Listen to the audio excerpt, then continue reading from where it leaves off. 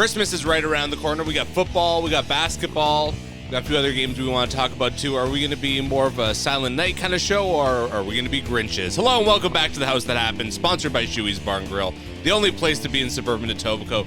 Voted 4 times the best dive bar in all the GTA. It's number 1 in our hearts. It's the Phoenix rising from the ashes. Please like, please comment, and please subscribe. It really helps us out. I'm Andrew Milani. Hi, my name is Cruz, so I don't want to put Christmas into the category of things like pagan rituals or Grinches or anything like that. So, with that being said, Merry Christmas, Happy New Year, Happy Hanukkah, and all that other stuff. I want to relate it to perhaps maybe something we were talking about, Grinches, Santa, Christmas, Jesus, the whole 9 yards.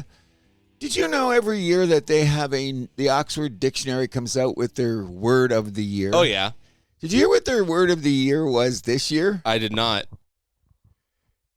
It suits the times. I wanted to call them up and say, are you kidding me? What would you think about it if the new word going in the Oxford Dictionary this year is rage bait? I love it. Well, I knew you would. I didn't. I hated it. I said, that's just everything in the world today. You say something, I hate you. Doesn't that make it worthy of being the word of the year then? No, because I think we're promoting negativity. Well, What is rage bait? I haven't seen the exact dictionary, but I can't wait to the new dictionary out. So, what are you looking up today? Complicated, no. Serious, no. Let's look up rage bait. I wonder what it says. Oh, anytime you're a dickhead to somebody else when you disagree with what they're saying, is that where we start? No, it's just trying to get clicks by putting something that's going to get people riled up and angry. We've used it on our show. Kind of, sort of. Look at the episode that I recorded on my own after the Jays lost the World Series. I Hate LA. Our number 1 viewed episode on YouTube. Still getting comments from angry Dodgers fans today. That's a good thing, but I'm just saying. Rage bait. That's why I didn't tell you about it. I just wrote it on the page and I said, I got a funny feeling my partner's going to find something good in this. When I heard the word, I said, you got to be kidding me. You got to be kidding me. So anything you say, you've got a word, is like road rage or something like that. You immediately have the impact of somebody getting stupid because someone said something like, it could be political, it could be social, it could be, hey, when are they trading Matthews? That's rage bait, Cruz. When are the Leafs going to fire Berube? Rage bait. So I don't know. If you listen to all the writers, apparently Pete DeBoer is going to be coach of the Leafs by Monday, so... Oh, blah, da. Okay, I don't know. We'll get down the show. We'll get there. I'm just saying it's an interesting in the season of giving, in the season of happiness, and the state of the world equals new word of the year, rage bait. Well, it's not a new word, but... it's their word, whatever it is. I just said, we recognize stuff like that in 2025? I'm old. Damn, I'm old. If you don't recognize it, I mean, you're just delusional. Well, I didn't. It's kind of like roadkill. You know it's out there, but you don't want to see it. Oh, yet every summer. Where you see it, and you just feel bad. That's why I say now when I think of, I know it's out there. I just hope I'm not exposed to it. Is that how I put it? Yeah, just stay away from Facebook, and you should be pretty good. Facebook's Facebook's the worst culprit for that. I have really noticed, like I said, my social media time keeps getting smaller and smaller. I think it's because of AI, really. Because, again, the number 1 culprit on Facebook. Yeah, and even when I go to, I've ventured over to Instagram, it's equally as rage-baited fanatics out there, too. A little bit, but I found in my experience, it's Facebook. Probably more, I guess. But because you know what? At least a lot of times you can catch on to, I found on Instagram is more real stuff because people are putting their real stuff there instead of everybody taking everybody else's stuff and trying to convince you of shit. So anyways, that's the word of the year. I don't like it. Andrew does. If you are listening to the show, let us know. And that goes out to you and Troy and your son, one of our avid listeners. So they'll understand that we're trying to educate the people too. You know what I'm saying, Troy? We'll talk about that later. Trying. So how's that for a cold open? But we'll move on to shoutouts. Unfortunately, we have a not-so-good one to start off with. Rob Reiner, famous for having the role of Michael Meathead on All in the Family. And, of course, directed This is Spinal Tap, The Princess Bride. many, many, many other films. Princess Bride and Spinal Tap are two of my favorite films of all time. Was found dead in his home with his wife at 78 years old. Okay, we've never crossed this bridge before, but if someone says, what's your top 5 movies of all time, The Princess Bride usually comes up. It's such a great movie. It is. And you know what? We're doing this in honor of Mr. Reiner because the entertainment that he's brought to us, just alone that we've figured out, like The Princess Bride, was actually a great book, but that's another story. Like when we lose people like this unnecessarily due to whatever the situation it is, it's just tragic. Yeah. You know what I mean? So God bless him and his family. Sorry to hear it. Terrible news. Yeah, I've never seen When Harry Met Sally, but that's considered one of the best romantic comedies of all time. If they were all that good, then I wouldn't always be making fun of rom-coms. How's that? You know what I mean? Something like that. God bless Rob Reiner. Big shout out to so our buddy Snoopy is gonna be getting in bed with Sony. I don't know if you heard with this. Sony buying the Peanuts franchise, $457 million. Wow.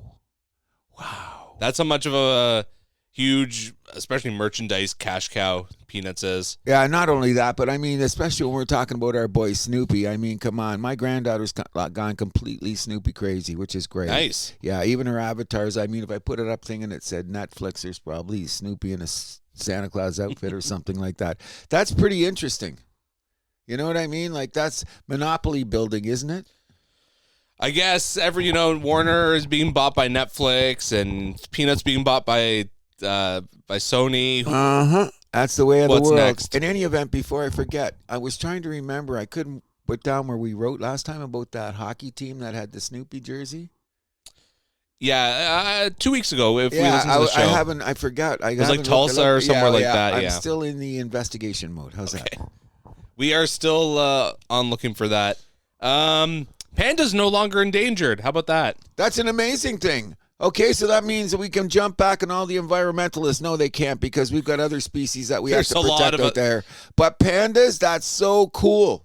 That makes my day. That's a positive thing because you know what? I've only seen a panda once live, and they're so cool looking. I would have taken it home, but you're just not allowed to do that kind of stuff. But yeah, that's a great thing. Glad to hear that. Amazing thing. Big shout out. We're going to move it over to college hoops for a sec. Florida center Canadian Oliver Ryu became the tallest player to score a field goal in NCAA history, standing at 7'9" in the Gators' 102-61 rout of St. Francis. Yeah, and they only let him in late because the guy's got bad feet. Yeah. You seen him play yet? He's got to work on that footwork, but that's why he's in college. Yeah, like you should stay there for about 3 years because remember, EB is just he's just getting around now. He's coming slowly, but I don't think he was as progressed. But congratulations, and we'll take anything, old Canada. You know what I mean? I mean, Canada needs some big men for the national team, so. That's what they're saying. And speaking of Canada, I want to shout out to Dale Hunter for coming on TV and saying, when we play in the junior tournament, who's ever playing best, we're going to put on the ice. I hope people at the Canadian Olympic team hear this. We're taking it's the way best. it should be. Yes, I think it's a meritocracy, or at least it should be. I did not realize how small the junior camp was this year. How many guys got invited? I think it was less than 40. Isn't that usually around the number around 40? I think it was like 36 or something, but it was very low, and they made the first cuts, and then they made the last, and they just told the guys, like, here's what we're going to do. And then if you don't play, I don't care if you're freaking Wayne Gretzky. I love that. Who's playing the best right now is going to play for the team, and that's all there is to it. I hope the Canadian Olympic team listens to that. I think they will. Perhaps, maybe. So shout out to the college football playoffs beginning this weekend. Alabama took care of business against Oklahoma last night. We got Miami, Texas A&M basically coming on right now. And then Tulane, Ole Miss, and James Madison, Oregon, all on the table today. Do you see any upsets? Maybe Miami, Texas A&M in that one? No, because I think Texas A&M may win it all. I think one of the Texas teams may, Texas Tech or Texas A&M. Texas A&M only lost one game, and it was a rivalry game against Texas on the road, so they've handled their business. I'm just saying this. Do you know what a monumental, insanely crazy-ass thing in college football is going to be if Tulane or James Madison, if they happen to win one of these games? Oh, my God. Because they're already saying now it should be just the top 12. We were talking about meritocracy. Well, Yeah. I go with Nick Saban. I mean, every time that guy opens his mouth, I listen. We'll get to him later. But the fact is, let's go with the 12 best teams that there are. And don't go to 16. And They are going to 16. Then go back to 8. Then go back to 8. Come on, man. Like they're already saying, realistically, there is 7 teams that could win this. I don't care what anyone says, especially after Ohio State got there. And now Alabama's going to Indiana, and this is brand new turf for Indiana, second time. But that's too bad they couldn't have a home game, a lot of people are saying. But the bottom line is... well, I'd rather have the bye. Most of the bye teams lost or didn't cover. 3 out of 4. That's 1 year. Okay, that's what I'm saying. So it's cyclical. It'll come back around. But anyways, we haven't talked a lot about college football, but if this is the time of year, you should be checking it out because the game last night, Alabama was down 17-0 in the fourth quarter, scored 27 unanswered points, and pulled it out, which means that the coach, what's his name, DeBoer, will not be coaching Michigan next year. Just saying. Bowl game season is really the only time I watch college football. So yeah, check out the games today is going to be good. Actually, today is just an insane day for sports, but that's another story. But speaking of sports in our country here, you say her name because I always screw it up. We should have a shout out for our female Canadian Mboko, the tennis player. Yes. How do you say it again? Mboko. Anyway, I believe she's gonna have a great year, and of course we should yell out to Shade Gildress, of course, for winning the formerly known as the Lou Marsh Trophy. The Northern Star Award. Yes, we got that.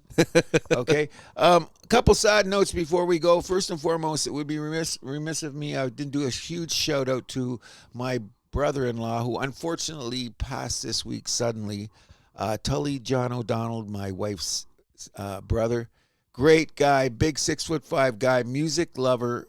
Had the craziest sense of humor you ever want to hear, and he'll be missed greatly, especially at this time of year. Absolutely. Anything else you want to add? Just a quick Matthew Nyes, for speaking of Christmas, doing that Amazon initiative. I think it's up in Vaughan. Mm-hmm. So helping underprivileged families and stuff get gifts and food. Anytime anybody does that, that's really special. And I'd like to end it on this note. I'm glad that Anthony Joshua punched out that Jake Paul last night. Now, to be honest, we'll just get quick about it. It was on Netflix. Okay, that's why I missed it, because I went on DAZN to look for it. Oh, it was on Netflix. Okay, but in any event, as you know my setup, I said, why not put it in the corner? The first fight was great because we got a good young guy coming up. We got to see him fight Andre Ware, I believe his name is.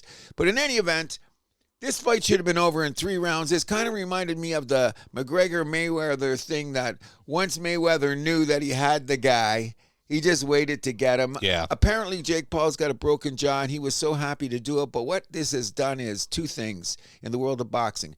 We never get the fights that we want. They're trying to pull that together now with Dana White, that new organization for boxing. Mm-hmm. But the thing is, we got to give Jake Paul, whether you love him or hate him, is the fact that he has put boxing on notice that he can have a fight that'll draw people, because this is what they want to see. I don't know what he's going to do next, because he was way in over his head last night. There's no doubt about it. But the fact that he's brought this attention to boxing, like UFC, Dana White, what's he famous for? Give the people what they want. Slap fighting. Oh, okay. That might be our year-end awards, the most ridiculous thing that happened in 2024. I mean, that would just be a little bit boring, because that's just the most insane, stupid thing that happens every year now. But what the thing is every once in a while, as the feed is going by, you'll say something and you'll stop on it for a second, and you'll go, "Oh God, I'm not stopping next time." One of my friends, he'll send me some highlights from it once in a while, and you're just like, why? Exactly. Why? And then who's insane enough to step into that? Well, I don't know what you call the little area that they fight or whatever, slap each other in. It's like, why would you do this? Okay, so and sometimes they don't get the slap properly, so they get a redo. It's like, oh my God. It's even crazier though. It's my theory in life. The faster technology gets us into the future, man will find a way to drag him back to the Neanderthal days, no matter what, because we are humans. You know what I mean? Anything else you want to add before we get to football? No, I think that it's about time we started talking about what a crazy sport that it is. I think you're absolutely right. We'll take it right into the power rankings. So I'll get us started. My week, my power rankings are a little bit different than from the show last week. So we'll just hop right in. At number 5, unranked last week. They're second in the AFC South, winners of 6 in a row. It's the Houston Texans. It's about time.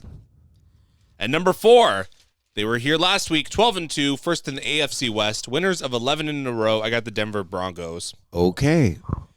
Number 3, down a spot from last week, 11-4, second in the NFC West. I got the LA Rams. Stop it. Number 2, they were top of the list last week, 11-3, first in the AFC East, the New England Patriots. Okay. And number 1, up 2 spots, 12-3, first in the NFC West, winners of 5 in a row. I have the Seattle Seahawks, Green Bay Packers off my list. So you still have the Broncos, right? At number 4. Okay, at number 4. So I'm going to surprise you. Okay, number 5, I have Texas. Houston Texans. Number 4, I have the Chicago Bears. Okay. Number 3, I have the Broncos. Number 2, I still have the Seahawks. And number 1, I'm sticking to the Los Angeles you're Rams. a hater, and I'm man. telling you No what, when I get there- Patriots? Nah, why? Why? Are you serious? The second team in the AFC? We'll have to wait and see. They had their okay. Why? Okay, listen. Just because they're record number 1, look at Texas. You got them on your list. They're one of the hottest teams going right now. The Bears are looking better. Look at the schedule difference. The Bears are looking better. You're gonna see the Broncos. Bears are okay. Okay, They're a little bit of a Jekyll Hyde team. I don't completely trust them. We're gonna find out tonight. That could knock them completely off the power rankings. Well, I think they're going to beat Green Bay tonight, though. Okay, so anyways, we were going to do our quick rundown about the league, and we'll start with the Thursday that we were here in between shows. But I'm going to make the proclamation right now, and I've told you off the air that everybody that's in a playoff position right now, I say will stay in the playoffs as it is. They'll just be jockeying. So you have your Detroit Lions missing the playoffs. Yes, I do. Wow. Unfortunately, I do. And as we get through this little You sound like me talking about the Leafs. Nah, I don't even go there. I will give you a pragmatic, unfortunate, this is the way the world, look at how it is, and I have to eat it. So you sound like a Leafs fan. never call me that. I'm glad I was a fan because I would never be a disciple, but that's another story. So first off, we're going to start off with that Thursday we weren't here, the Falcons and the Bucks. What happened there? Atlanta's the silliest team we've seen all year. Tampa's getting up there too, though. Okay, here we go. So anyways, they've fallen off offensively. They're not in the top 20. They're 7-7 now. The only thing that's going to save them is they've got 2 games against Carolina. And that's going to decide the division. Including this Sunday. Yes. Tomorrow. Exactly. So what I'm saying is the jockeying of positions is right now because basically it's a tie. So when I said jockeying, is saying the position. So what I'm saying is either it's going to be Carolina or the Bucks win that division. That's the way it is. As for the Falcons, next. Okay. Let's get on to the next game. So going to week 15. Yeah, So 15. a lot of blowouts this week. Okay. So first of all, we had the Bears and the Browns. Okay, first of all, we got to say this. Chicago is now in control of their division. They do have a great running game. Wait. Cincinnati and Baltimore, you mean? What? Well, wait. On that Sunday, we had the Bears and the Browns. Last Sunday. What am I looking at then? Week 15. Oh, did I put in a... Hold on, what's going on here? Okay, you know what everyone's... Listen, Milani had a late night. No, Bears and Browns, you mean, not Bengals. Oh, did I say you that? said Cincinnati, yeah. Okay. Oh, sorry. Bears and Browns. In any event, Chicago's in control of that division. Khalib is working that Ben Johnson offense okay. They got 2 600-yard rushers, which is impressive, which only 3 teams in the league have. Their defense is opportunistic, but if you live by the turnover, you die by the turnover. So I think that a team that could put pressure on them will make a difference, which could start tonight in Chicago, where they've got Green Bay, who we'll talk about in a bit. They have 3 games left. I think all they need to do is win one of those games, and they could pretty well win their division. But one of them is against my Lions. But look at how they close out. They got the Packers, the 49ers, and the Lions. There is a possibility they could lose all 3. I don't think that's going to happen, though. I don't think it's going to happen either, which would put them at the 11-game mark, which puts them in the playoffs. Don't you agree? I agree. Okay, so the only thing we should be talking about the Browns is Myles Garrett's imminent passing of the sack record for the season, and Shedeur is going to play quarterback for the rest of the year. Of course. Next. Okay, we're going to go on to the Ravens and the Bengals. The only reason we got to talk about shutout. Joe Burrow, was that a boo-hoo Burrow, or is just the fact that he's tired of getting his ass kicked so badly that why did he go and perform like that? You had that stuff you said all week and you went to go to a division rival. What was it, 31-0? And what did that prove about the Ravens? 24-0. Whatever the case may be, it was an ass kicking. You know what I mean? Are they in give up mode? Are they going to be doing business decisions? You know what I mean? So Joe Burrow, I think he's still one of the best quarterbacks in the league. However, when you come out to the podium, and I know it's being honest, and we have to respect your opinion on who you are as a person.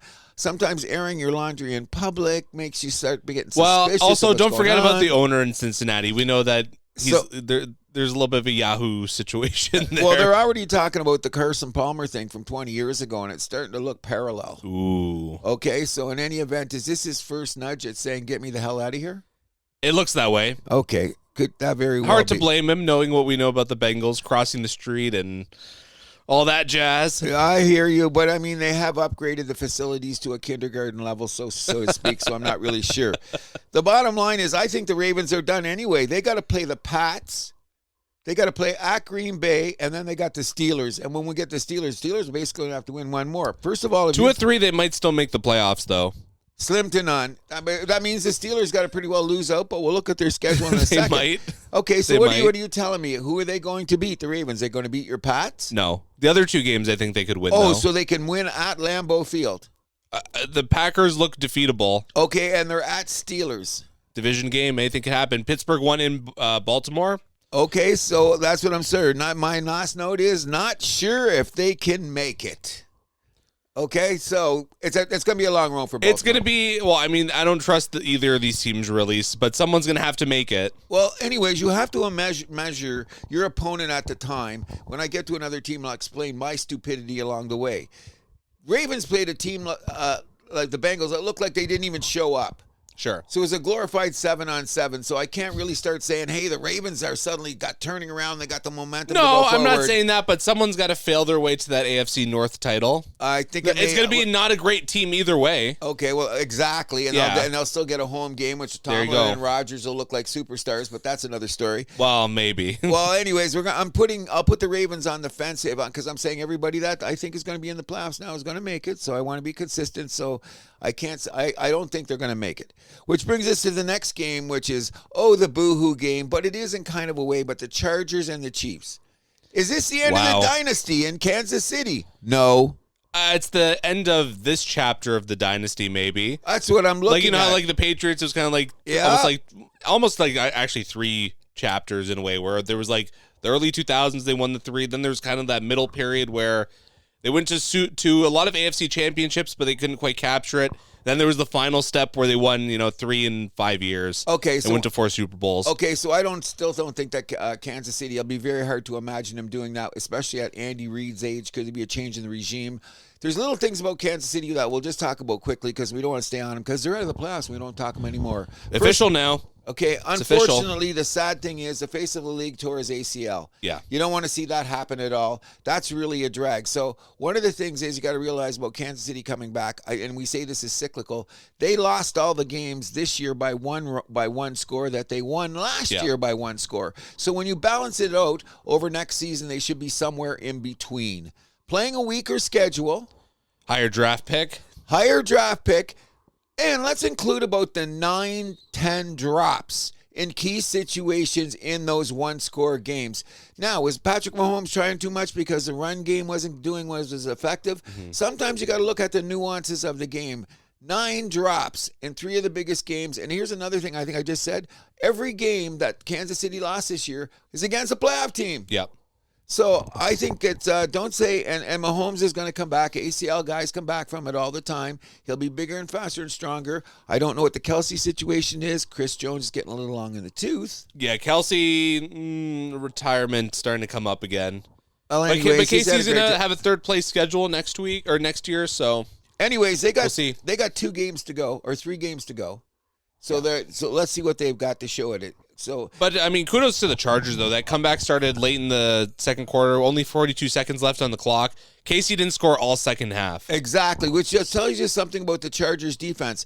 I like Herbert. I like the fact that Hampton come back and look more effective than he has all season, which is interesting. But and the rush game is where they killed Casey, like we alluded to before. 94 compared to 49 yards for rushing, But and then still, that's not, defense was the other big difference too. Okay, and obviously because Kansas City was holding Herbert back too. Bottom line is, I love Herbert, I love Harbaugh, I like the chance that they're going to be in the playoffs for sure. But that O-line going to give me 94 rushing yards. I want more because at the other end of it, they weren't protecting Herbert the way he's supposed to be doing. No, Chargers are probably a one and done team in the playoffs. Okay, because listen, and they'll probably want to be the later seeds because their schedule is at Cowboys, and you never know what the Cowboys are going to do at Jerry's World. Yeah. But the last 2 games of the year, they have the Texans and the Broncos. Texas in their house, and they're at the Broncos, who are undefeated on the road. But that could be a game if Denver already has number 1 in the AFC locked up. They could be resting a lot of guys. Well, that's what they better hope for. But I still doesn't say that Chargers will not be a high. They'll be a low wild card. No, their best chance in the playoffs, I think, is if they play the Ravens or the Steelers, which could happen. Because they'll be too low. They'll be too low of a seed. They'll end up having to play probably New England because they'll be the 7th. Wait, who's they'll be the 7th seed probably. Oh, is Buffalo a higher seed than them right now? Oh, yes, okay, they are. Yeah, okay. It all depends on how it plays out. They still could be a higher seed, but I think Texas is going to win the division, but we'll get to the other teams. Buffalo is the inside track on the wild card. I got you. 100%, which brings us to the Pats-Bills game, buddy. I'm sorry. That was one of the best games of the year, no matter how you cut it. Okay? No, that was a typical Bills comeback there in the second half. Okay. Like Cook and Allen, just money. Oh, I have to agree with that. So what I'm looking at is Buffalo relies on that rushing game, and that's what opened up for them, which scared me because New England does have a solid defense, but there's a new tape on them now. You have to look at it the way because they got it, which opened up the doors for Superman. You know what I mean? Yeah. Now, I'm not saying that New England should be anything defeatist because when New England got up on them, the suspect Buffalo Bills still gave up that huge touchdown to Trayvon Stevenson when you guys went back ahead. But then Henderson, yeah. Then you guys couldn't hold up on defense, and you have to admit this is the first time that Drake May looked a little bit shaky under pressure in the fourth quarter, which is something he'll get over as a quarterback. Because, I mean, look at the experience difference between Josh Allen and Drake May. Okay, you know what I mean? So I'm not saying that New England's out of it. That's why they're not in my power rankings, because I thought they would look better. Now, if they had lost a game maybe 28-24 and it was a back-and-forth battle, but to be up 21 in your house with the T-shirts and the hats ready, well, you know what I mean? I'm not questioning because I still think that New England's got the inside track on the division because – well, the Pats play the Ravens, the Jets, and the Dolphins. Yeah, come on. I mean, this could be the right loss at the right time, too, for New England. Maybe. Like a splash of cold water, like right at the end of the season, like so they're not riding too high. But the bottom line, you want to have a little bit of something that makes you get stronger. We'll talk about that. Do you guys show that on TV, like Allen puking on there? Like, come on. Yeah, like why are we watching this? It's 2025. You can mention it, fine, but like, do we have to see it? Well, I think we shouldn't see it. That's become rage bait. I don't know if that's not rage bait. Sure it is. I'm pissed off. They're showing it, man. Why did you do that? I don't think that was their intent. Okay. Any event. But I would call that, I don't even know. Ridiculous. Yeah. That's moving in on people's personal moments. When you want to watch them go to the bathroom, stop it. Okay. In any event, I think the Pats still have the inside track. You're already picking the Pats to beat the Ravens this weekend, I guess. So they're going to play the Jets and the Dolphins. So Next. They could win out. Yeah, there you go. And the Bills have the Browns, the Eagles, and the Jets. So Browns, Eagles. Ooh. Okay. Eagles, yeah. Okay, but they got the Eagles at home. Where they play the Browns in Cincy or in Baltimore? No, I think they got the Eagles at home, but they're on the road for the Browns and the Jets. Okay. But that should still be a run. So I don't think that New England can afford to lose one. Because Buffalo's got a better chance. No, they're right on their tails. On there. So, anyways, we'll keep close to that. But my initial premise as we're getting through this is that New England and Buffalo will both make the playoffs. Yes, agreed. The Commanders, Giants, next. Okay. Do I even have any notes for this one? I don't think so. Commanders and Giants. Oh, we got something to say. They're shutting down Jaden Daniels for the rest of the year, which is a smart thing to do. And Mariota gets to make another show on a quarterback thing with his pretty wife, and he's trying hard. Mariota's going to keep himself in the league with these games. Good for him. Yes, damn right. Good for him. A paycheck. Which gets us next to the Eagles and the Raiders. I'm glad we brought up the Raiders because I have to confess, when you say something as ridiculous as I said a couple times, and I look back and seen and check the tapes, and yes, I'm stupid. Back when Kansas City won a game against nobody, and then they had that great game against the Raiders, I said, okay, they're standing up and they're going forward. Then I think it was the Chargers played the Raiders, and I said, they're going to get up and go forward. Look at the way that they're playing. The Raiders? Yeah, no. But then the next game after, every time they play the Raiders, everyone's going, look, they got their shit together. No, because usually the next game they get their asses kicked, which just say it's a glorified 7-on-7. So the only thing I can say is the Eagles drama, the beat goes on. Yeah, it does. I can't see a quarterback ever. I think I said it last time. Jalen Hurts, this guy, 2 Super Bowls, 1-1, MVP. Like, you can't take this shit. That's the Phillies, rough town. Yep. Worse than the Leafs in Toronto. Oh, my God, yes. You know what I'm saying? But in any event. Philly's ruthless. Oh, it's beyond ruthless. Anyways, they've got 2 games left with the Commanders. So once they win one, Dallas is out. So it doesn't matter. The worst case scenario is Philadelphia is going to be a 4 seed and a home game, and they should have all their defense back. So I'm not really worried about those. You know what I mean? Yeah, and to your point about the Raiders, them and the Clippers will both be making their way on my year-end list. Okay. And I'm sure you may be able to guess why and what the common thread is. Okay. You're saying again what? Clippers and Raiders. Okay, I smell that. But in any event, people don't understand. You know, Jalen Hurts went through 3 offensive coordinators in 3 years. Yes. Okay, shit. Maybe like his that. worst one is this year. Hey, because they're not going at it. But you know what? If they can their defense gets healthy. And they can figure out, because now what people have realized, the loss of Lane Johnson is freaking huge. Yes. And the young guy got hurt. Like, that's Lane Johnson. Maybe the top 10. I think I mentioned this all year. He might want to be the 10 best football players. Mm-hmm. Just one of the best football players. That affects your O-line. A.J. Brown's got to chill out. They're still going to win. Their receiver core in general's got to chill out. Well, the thing about Devonta Smith's not completely innocent of anything either. Well, no. But the bottom line is, when you look at the situation, if they were to win out and somebody else stumbles along the way, they could still end up being a number 2 seed. Yeah, unlikely though. But they got the Commanders twice. Are they going to pass like Chicago, or are they going to pass the NFC West winner? No. When you look at it, no. When you look at the standings, though, they're not that far behind when you put it in context that games are left. Okay, so yeah, but it becomes tougher this time of the year. They'll be the 3 seed, which is fine for what they are. They might be the 4 seed. They're 9-5. They're not. No, they're not going to fall below Tampa or Carolina. Come on. For sure. Oh, right. So they'll be 4th, or maybe they'll be the 3rd. Yeah. Okay, they're 9-5. Chicago's 10-4. Seattle's 12-3. So we can't expect them to catch any of those. All right. It's going to be tough. But they still could get the 2nd seed. That's what they have in front of them if they win out. So that's a good example. Because, look, at Green Bay and Chicago could beat each other up.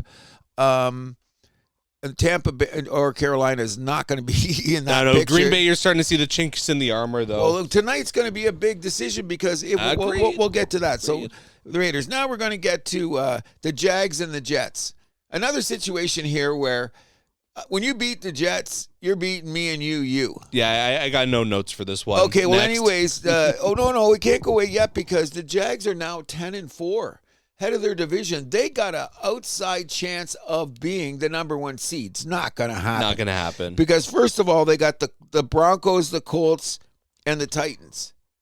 So if they beat the Broncos and they could beat the Colts and the Titans, suddenly they could be like a 13-win team and go ahead. I do not see it happening.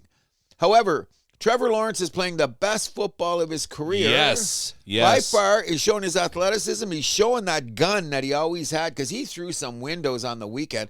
But it was against the Jets. Okay, before we get too excited. But I'm playing Brian Thomas Jr. in fantasy now. I'm a little bit more confident putting him in there. But any event, if you look at their 10-4, the 4 losses that Jacksonville had were all against teams that are in the playoffs. Beat the shit out of all the shitty teams, which they're supposed to. That's what they're supposed to do. But they've got the test because they got the Broncos. That could be a huge game. They play the Broncos this week, correct? And that could be the difference between them having a shot at the 1st seed and not. Okay. Well, we'll see. Yeah, that's what we will see. Which will bring us to the Cardinals, and the Texans. Another exhibition game by a team who I think is very realistically going to the Super Bowl, because games like that build the confidence of your offense, and Stroud is looking better every game, even though, once again, this is the Cardinals defense. And look at how the Texans... Cardinals' biggest mess in the NFL? I think that New Orleans is up there, got their act a little bit more together, but they're down there, and I don't know what's going to happen. But Arizona's supposed to be so much higher in the pecking order, though. They were close just a couple of years ago. And like, that defense supposed to be pretty good. I mean, when you got some weapons. When you're out there all day. Oh, you don't got a chance. I agree. But look at Brissett, still put up 20 points. He fired away. That McBride tight end's having a great season. Give him credit for that. But whoever has him in fantasy is laughing this year. Okay, but look at how they're going to go home now, the Texans, and that's why I say the Jags can't falter. No. The Texans have got who? The Raiders, the Chargers, and the Colts. That's a sweep there. If we're going to say it with that defense, the way the Chargers are playing against that O-line. And you know when everyone's screaming and yelling about Buffalo, which is a great thing, people have suddenly forgotten they got their asses kicked by Texans about a month ago. Yep. Just to tell you, the surge, and what do they say? When you play your best ball at the best time is going to determine how good you are. Oh, yeah. Okay, and here comes the Texans. I really believe they're going to the Super Bowl. But we'll have to wait and see in their schedule. I think they have a very good shot. They're going to have to do it as Road Warriors, though. That's the only thing. They might not even have a home game. No, but I think they're going to chase down the Jags. When you look at their two schedules, okay, they're only a game behind. And what did I say? The Jags have got the Broncos. But they don't play each other, though. No, and I think that the Texans got the Texans beat them twice. No, they lost game 2. Yeah. But that doesn't matter. I think they got a tiebreaker because of the conference. But the Jags have got the Broncos, the Colts, and the Titans. They should win 2 or 3 of those. Okay? But the Texans, they could beat the Raiders, the Chargers, and the Colts, which means they'd be tied, which I think the tiebreaker would go to Houston, which would get them a home game and perhaps a number 2 seed. Maybe. We'll have to see about that. So my point being is both of those teams are making the playoffs now. Like I said, everyone in the playoffs today is going to make the playoffs, which brings us to they're probably going to be a number 3 seed, if anything. Possibly. Because Denver, New England. New England's got to win out, too. See, that's why New England can't afford to lose, too. I agree. So what's the record, 11?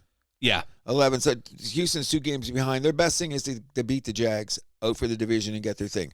Which brings us to 2 teams that aren't going in different directions, but another good game. Packers and Broncos.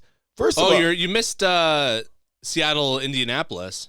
What's that? Seattle versus Indianapolis. Do I have that here? I don't. I'm still down here. I haven't got to it. Seattle and Indy, they're down here.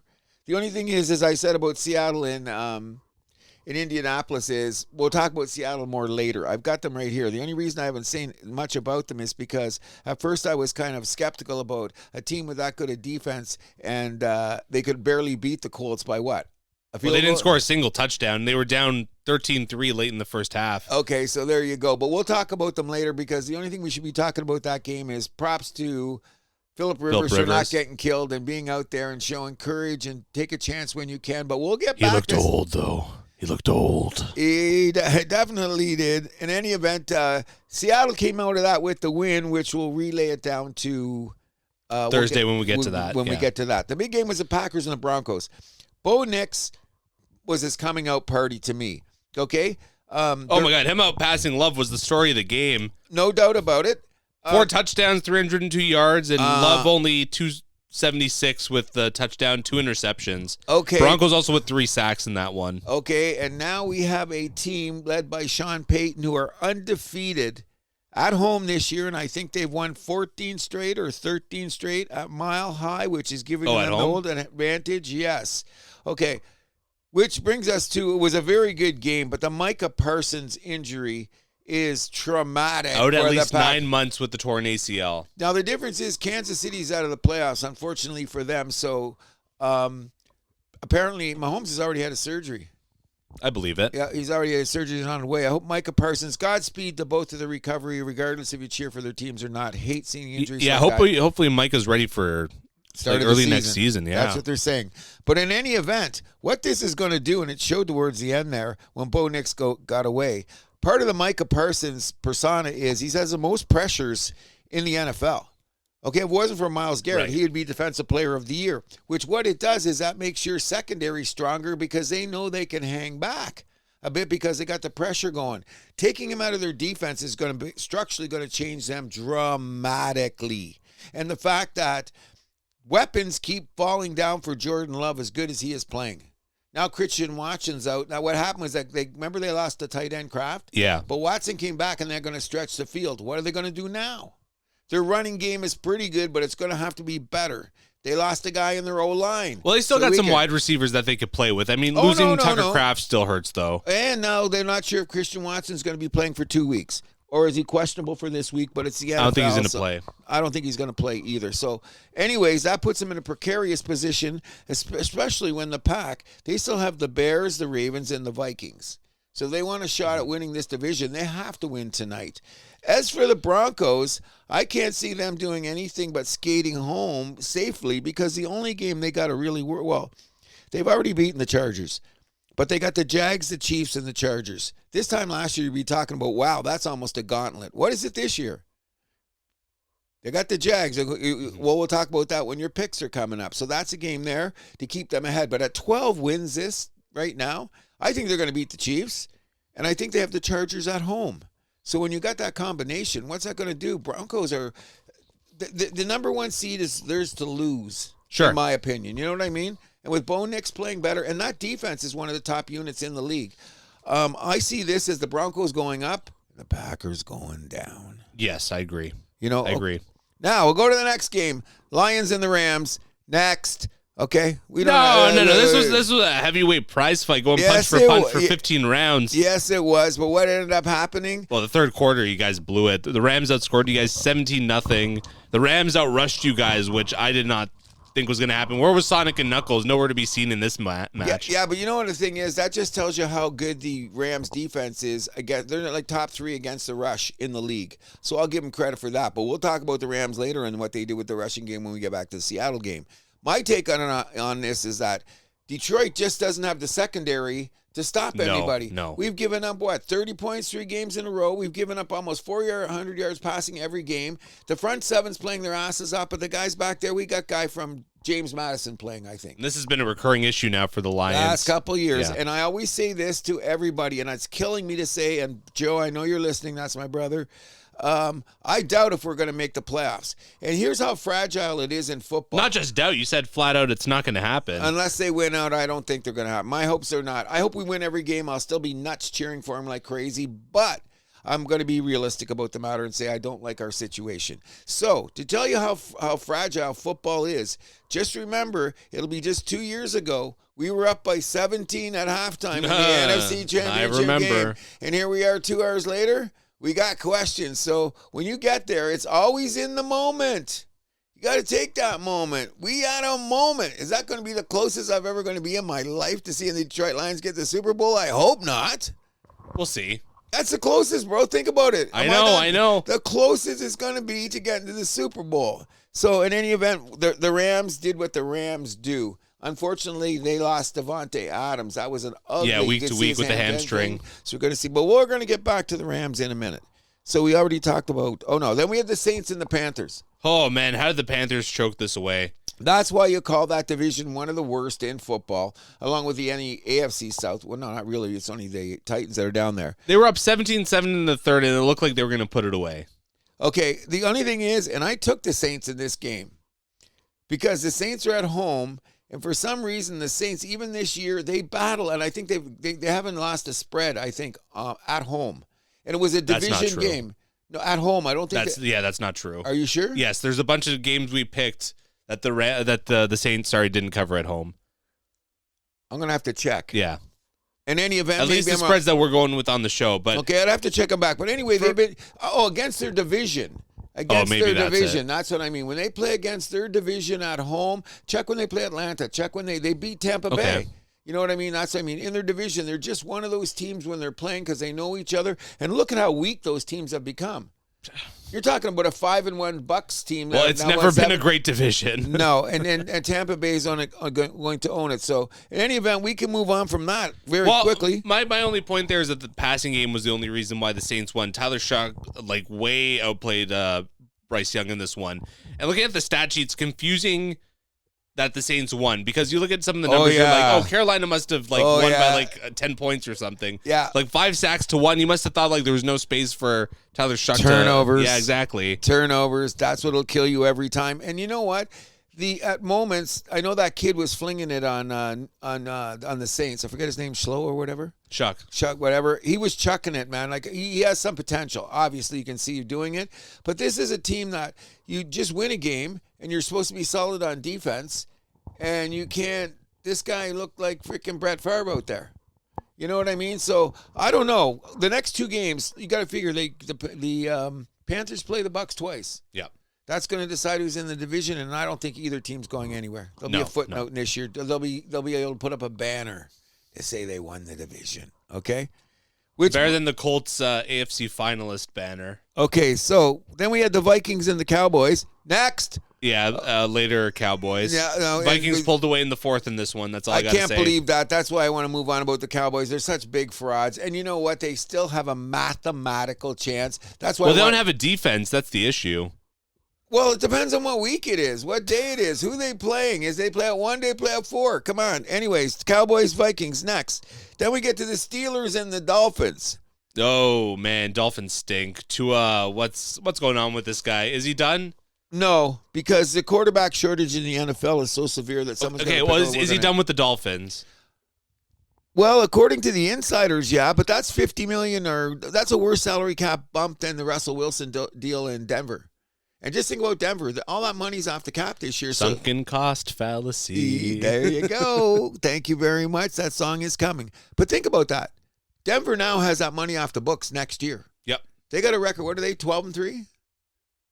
Yes. With Russell Wilson money on the books. That's management. 12-2, aren't they? Whatever the case may be.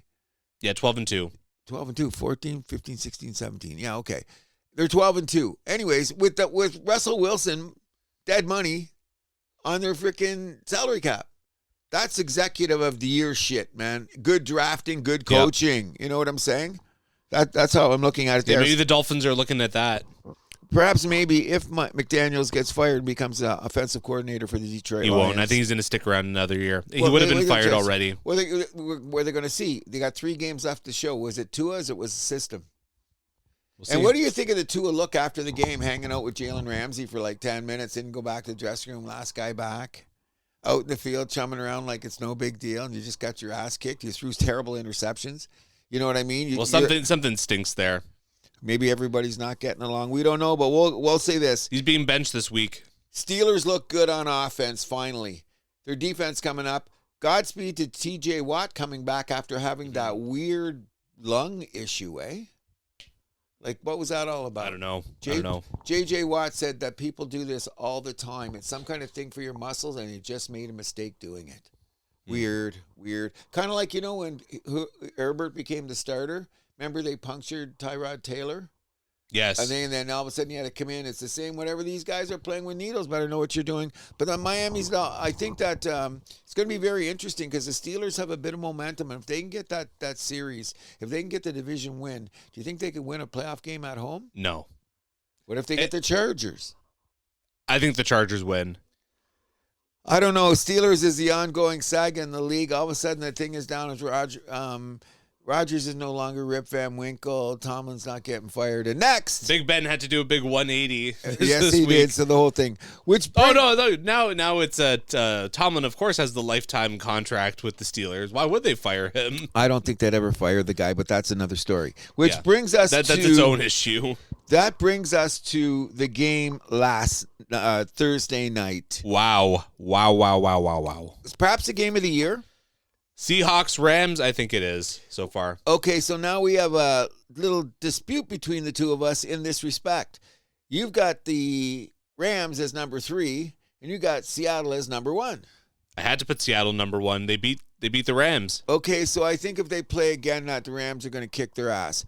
There was a great game. Let's put it this way. It was an absolutely sensational game. Like, I was playing my guitar sitting here thinking about, okay, who do the Rams have next? They're going to be number 1 seed at 30-14. Okay? Now, let's think about this. It's 30-14. What is Seattle known for? Well, defense. Okay. What's the Rams? Their D. Up-and-coming defense. This is a goddamn shootout, bro. Last time I checked, it was, 70 points scored? Well, it's like a tale of two halves almost. Like the Rams showed up first half, but then Seattle, man, especially in that fourth quarter. Oh my God. Okay. And good for Sam Darnold finally getting it done in a big game. Good, but that's my boy Stafford still, no matter what's going to say. And I don't think this did anything but enhance his MVP status. But I'm just saying this, and I heard my good friend Michael Wilbon said, then you're losers. When you look at the Rams and the way that they've lost this year, maybe they shouldn't have lost at all. It just seems that nuance gets them, not analytics, okay? Right. First of all, there was, people forget during that game, 2 drop balls on third downs that would have given them a first down. People forget about those. Those 2 drives, they went 3 and out. Well, that's because the mofo dropped the goddamn ball. They missed the field goal. That guy hasn't missed from there in 20 chances? At that whatever it was. Okay, so that guy missed a field goal. And then we have the most craziest 2-point conversion decision in the history of mankind, which they're still trying to explain. Like the outcome. Yes. Yeah. It was a backward pass. Yes. Okay, so the thing is, it's just funny how everyone on the field didn't know it, but yeah. Listen, it was incidental. What if the Rams guy had picked it up and handed it to the referee? That's what this is. This is the craziest play of my life. Yeah, it really is. How can it not be? It changed the outcome of the game. It changed the outcome of the division. It could change the outcome of the playoff alignment in the NFC. That one goddamn play. Now, what was crazier is when the Rams went down and scored that touchdown in overtime, what did you think? We good? No. We good. The way that game was going, I didn't think that was over. There was a dubious penalty call on the Seattle going down, which shouldn't have happened, but it was kind of a tug. Grab a jersey, it's a tug. Yeah. Very dubious. Guy wouldn't have caught the ball. That's why we got to have full-time refs, but okay, we won't but go anyway, there. we'll get the tug. Okay, so that was another situation. So I just talked about 5 things that normally that 1 or 2 happen in a game, that all 5 went against the Rams, and they lost to 1 point on the road to one of the most hostile crowds in the NFL. Rams going to the Super Bowl. Okay. Rams going to the Super Bowl. I'm not backing. I'll give Sam Darnold his props. I'm glad you're doing that. I'll give Sam Darnold his props. So, at the conclusion of all this running through the thing, I said all the teams that are in the playoffs right now are making the playoffs with the incidental that perhaps we can't decide between Tampa and the Panthers because who's going to win that division? Yeah, so flip a coin. They're going to be there. So everybody else, I think, that are in the playoffs right now will be in the playoffs with a bit of jockeying. Now, right. Oh. Go ahead. Now, I was going to say a couple more notes on the NFL. So the Bears looking at stadium sites in Indiana. Ain't happening. You don't think so? Oh, no. It's politics at its worst. If that's how you're going to put it. Like, what's happening is Indiana is the biggest draw for new industries due to their tax policies they've changed. You know, they're one of the biggest conference. If you have like a car show. Oh, yeah. One of the biggest in North America because the way they've set it up for tax breaks, facilities, and blah, blah, blah. No, it's not going to happen. But here's the funny thing about that. Do you know that they were actually thinking about realigning the state and they may do it? So we're this part of. If you look on the map, some guy was. Wait, so they're going to redraw the state boundaries? They've been talking about it for the last 5 years because. Wow. Basically, Gary, Indiana relies on Illinois. It's basically a subventure of Illinois. Okay, so what they're saying is that if they were actually thinking about Anglet, there's this place called Arlington Heights, and you know that Michael Wilbon is a huge Chicago guy. He's adamant it'll never happen. It's pure politics. But he actually said, this is only about it'd be quicker for the fans in Boston. No, it'd be quicker for the fans of Chicago downtown to get to the new stadium than the people from Boston take to get to Foxborough. You know what I mean? Yeah. Even though they're called the New England Patriots, which is a big difference. Because what the joke all week is the Gary Bears, the Midwest Bears, the whatever Bears. I don't think it's happening. What do you think? It's a little weird if they moved out of state. That's the bottom line. This is the Chicago Bears. You know, this ain't... Find a way to keep them in Illinois. Come on. Well, that's what they're saying ultimately going to happen, that this is a power play. Because what has happened is the family that owns the Bears have probably bought it. Like they've already bought a huge hectare of land along the city skyline, like down on Lakeshore, so to speak. They've bought enough land there to put in a whole complex, like a casino. Right. It's all cut there. So if they bought all this land, what's going on? Now they'd resell it and get their money back. Sure, but yeah, nothing good comes after buying. No. Last bit of news: Jaguars lock up Jacoby Myers for 3 years, $60 million. That's pretty cool. And do you know that the Jags have gone through this whole season without having their number one two-way player that was supposed to change the game? Yes. Think about that factor in there. By the way, what do you think about Puka Nacua and the whole? He got $25,000 fine, eh?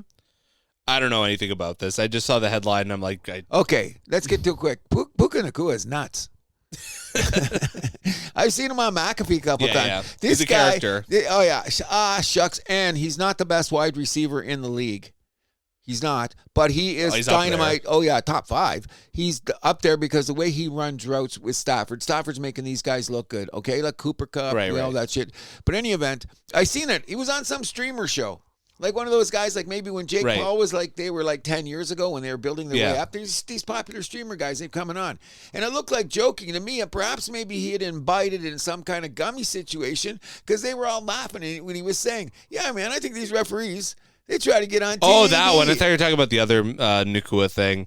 No, him talking about the referees, like whatever. I think What other Nacua? We won't get into it, but like okay, so is these just childish things? Because then he put out the tweet right after the game, and I guess McVie walked in the dressing room and said, "Take that down." So obviously the kid's got some fun-loving immaturity going on, don't you think? Yeah, I don't think it's that big of a deal in the grand scheme of things. No, I don't think it's either. But it does kind of put a picture at you when they come to the table and you do a contract. So Puka. Let's just talk about what you're doing on the field and nothing else. Exactly. Okay. All right, so we'll move it over to our picks against the spread. So last week I beat you 10-8, and that clinched the season series for me. There's no way you could come back from this. I'm up 9-4-1. I feel like Luke Wilson on overdrive.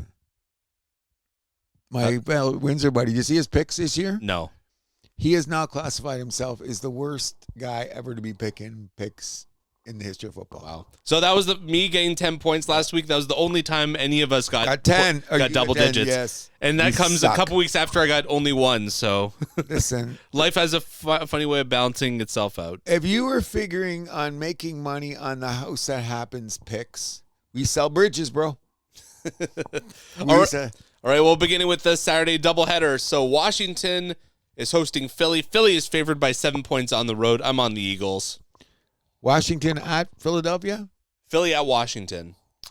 I think they will win late because they know each other, and Washington's now committed to Mariota, but Mariota's playing his ass off. So you think Washington's going to cover? No. Philly's got to do the same thing they did against the Raiders. Okay.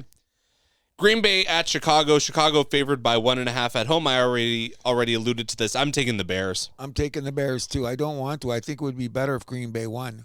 For my Lions. For you, yeah. Yeah, but I'm not going to say that in Soldier Field. However, did you see Green Bay's record at Soldier Field in the last 10 years? Was phenomenal. A lot of that was with Aaron Rodgers, though. Do you think that the Bears can beat them? No, they won there. Do you think that it's possible they win 2 division games with Chicago being that way? Because Chicago's got that suspect defense.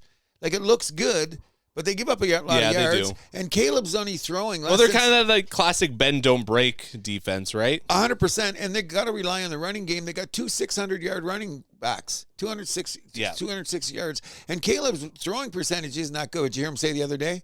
I can make any throw. God bless him. But I love the confidence. I love the confidence. I'm taking the Bears. All right, Cincinnati at Miami. Cincinnati's favored by 4 points on the road. I'm going to take Miami. No, I'm going to take the Bengals because they're going to be glad to be in the sunshine. They'll have better facilities when they're visiting. What a shit game. Yeah, I'm not going to be watching this. Wait till you see the Christmas Day slate. Yeah, it's not great either. No. Tampa Bay at Carolina. Tampa's favored by 3 points on the road. I'm going to take Carolina to cover at home. Give me the home dog. The home dog? Yeah. I'm going to say somehow that I'm going to stick with Baker one more time. They got everybody back. Their defense is there. What's going on with them? They lose this as a colossal failure. Panthers have been very good at home, though. See them last week? Yeah. At home. Yeah. They're at home. I'm still taking the Bucs. Yeah. Buffalo at Cleveland. Buffalo is favored by 10.5 on the road. I don't care. I'm taking the Bills. Got to. Chargers at the Cowboys. Cowboys favored by 2.5 at home. I'm going to take the Chargers to win on the road. The Cowboys are 2.5-point favorites? Yeah. That's been fluxing because I think when it came out, they were one. It was basically a pick 'em game. I can see the Cowboys pulling this out. So you're on the Cowboys. I'm on the Cowboys. Jets at the Saints. You thought Cincinnati-Miami was bad. Saints are favored by 6 points at home. The Jets are just that bad. I'm on the Saints. I had my whole soliloquy about what the Saints do at home. Usually it's against their division, but this is the Jets. Come on. Minnesota at the New York Giants. Minnesota is favored by 2.5 on the road. I'm on the Vikings. JJ's got to quit being a little bit of a whatever when he's out here. Him and the coach are having issues about some of his behavior, but that doesn't matter. I'm going to take the Vikings too. Kansas City at Tennessee. Kansas City is favored by 2.5 on the road. I'm on KC. Only because they're going to do it for pride. They can't be losing to Tennessee after getting knocked out of the playoffs. Come on. Can't be. We're in line for a number 1 pick again. Yes. Atlanta at Arizona. Atlanta is favored by 3 on the road. Give me the Falcons, even though I might come to regret that. I think you will. They don't do anything on the road. Another shit game. We got a lot of shit games. Yeah, we do. This week. Jacksonville at Denver. Denver's favored by 3.5 at home. I'm on the Broncos all day. You have to. They're undefeated at home. But if I'm cheering for Jacksonville because I've hated Denver my whole life. I never liked Elway, even though he's one of the greatest of all time. I hate Denver, so I'm just taking it on spite. You're going to be looking at this one. Pittsburgh at Detroit. Detroit's favored by 7 points at home. Give me the Lions. All day, even though they, what is it? Aaron Rodgers has been bragging about his record at Ford Field, and because it's a controlled environment, he'll probably have a better passing day, but Detroit's just got too much offense. Las Vegas Raiders at the Houston Texans. Texans favored by 14 at home. I'm on Houston. Once again, they get the good 7-on-7 practice this week and another step towards winning their division. New England at Baltimore. Baltimore is favored by 3 points at home. Give me New England, the road dog. Ravens are favored by 3 at home? Yes. Somehow. Taking the Ravens. Wow. And lastly, San Francisco at Indianapolis. San Fran is favored by 5.5 on the road. I like the Colts, the home dog. Wow. Okay, I'm thinking that San Francisco is the most intriguing team in the league. They could still win the division. Okay, but they've been sporadic when it comes to... Did we talk about their game last week? Yes, we did. Against Tennessee? That game was way too close. Yeah, that's what I'm saying, Yeah. like for what they're supposed to be doing. So I'm going to take that Indianapolis is going to cover at home. Let's go for it. There we go. Anything else about football? That's it. Just not really looking forward to the Christmas games that much. I might be watching basketball, except for that Dallas Golden State game in the middle there, but I digress. Well, when we get to basketball, we'll discuss what we're doing one way or another. You know what I'm saying? Sure. Should be interesting. Everybody try to win some money, and all the people that are in the semifinals of their fantasy football leagues, good luck. Thank you very much. Mm-hmm. We'll move this over to the NHL in our newest edition of the Power Rankings. At number 5, holding firm from last week, I have the Washington Capitals. At number 4, down a spot from last week, I got the Carolina Hurricanes. At number 3, up a spot from last week, I have the Minnesota Wild. At number 2, staying at number 2, I got the Dallas Stars. And, of course, the number 1, the Colorado Avalanche. And the Stars just had a crazy game against Anaheim last night. No, the night before. I seen both games. Against San Jose, that was a battle. San Jose, but they killed Anaheim last night. I couldn't believe it. I was thinking Anaheim. about in Anaheim, Dostal's worst game of the year. I think they were saying at the end of the broadcast that was only like the 3rd time Anaheim's allowed 8 goals at home. Yeah, it's crazy. Yeah. Everything went in, which gets me back to why Wyatt Johnson should be on this Canadian team. I can't wait till we pick our team Canada next week. Oh, I can't wait. I'm going to surprise you with he's one of those guys like just on the bubble, just on the outside. But do you see him play? Cruz. There's only 14 spots. Imagine him on the power play with Crosby and frickin' McDavid. All he'd have to do is sit there and fire that shot of his, man. He's got a great shot. He does. So just put him in the slot. But anyways, I'll get to my rankings. Okay, one more time. What would you say? Washington, Carolina, Minnesota, Dallas, Colorado. basically, but maybe in different orders. Number 5, I have the Capitals. Yep. Number 4, I have the Wild. Okay. Number 3, I have the Canes. So that's our only, yeah. Okay, and number 2, the Stars, and number 1, the Avs. That's just the way it is right now. Okay? That was my ranking last week. Yeah, basically. But Minnesota's been too hot since they got Quinn Hughes. And a great game tonight. We'll talk about that. So now that we got our power rankings over, let's get to one of our favorite segments of the week, the Leaf Report. Oh, just a terrible week for the Leafs. Really? What's wrong, bro? Come on. It's the Toronto Maple Leafs. They set the mood of the city. Isn't it great they're playing this great in the holiday season? Fuck you. So everybody can have Fuck you. I'm just saying, season's greetings in the Toronto Maple Leafs just do not seem Yeah, we're going to trade Matthews. We're going to fire Berube. Oh, yeah, shit. all that. Yeah, like in the next 50 minutes. Better put the ticker on. It could be coming by any second, right? Oh, my God. Okay, let's just... I'm starting to get worried about those Berube rumors, though. That's way more realistic than trading Matthews. And did you hear him after the game the other night? Yeah, to go ask the players? Oh my God. That's a swing from the haunches, you know what I'm saying? But let's look at this realistically, okay? Toronto Maple Leafs, 30th on the power play. Top 5 in giving up shots in the league. Even though their goaltending really isn't a problem, they seem to have steadied that, even though they let Hildeby hang out to dry against Caps. Sure. Okay, but giving up, so the only teams that are worse are the worst teams in the league. So they've given up, the 5th most shots in the league. Their goals against average is in the middle of the pack. They're no longer the top scoring team that they're supposed to be doing. No. So now we have the biggest clusterfuck that we've had in Toronto in 10 years. Yeah, pretty much. I mean, the only guys who have really gotten it going who have had those slow starts has really been Dakota Joshua. But besides that, who knew on this team is really gelling? Okay, so now, here's my point. This is one of my biggest points about gelling, that I think that I've watched all these people that talk about the Toronto Maple Leafs and their problem. I say this, I watch a lot of hockey, right? Sure. Okay, so I'm going to just because a team that's close, it's comparing them, not because it's my team, but how they operate. When I go out and see Montreal play hockey, they have the same goddamn lines pretty much every night, and they live and die by them. For example, they've now changed it up that Demidov's playing with Kapanen and Slafkovsky. That's a kid line if you ever heard of it, right? They are a crazy-ass line, but what ends up happening? 2 neutral zone defense things, we lose 4-1. But the next night we come out and we beat, who did we beat Thursday night? Was it Chicago?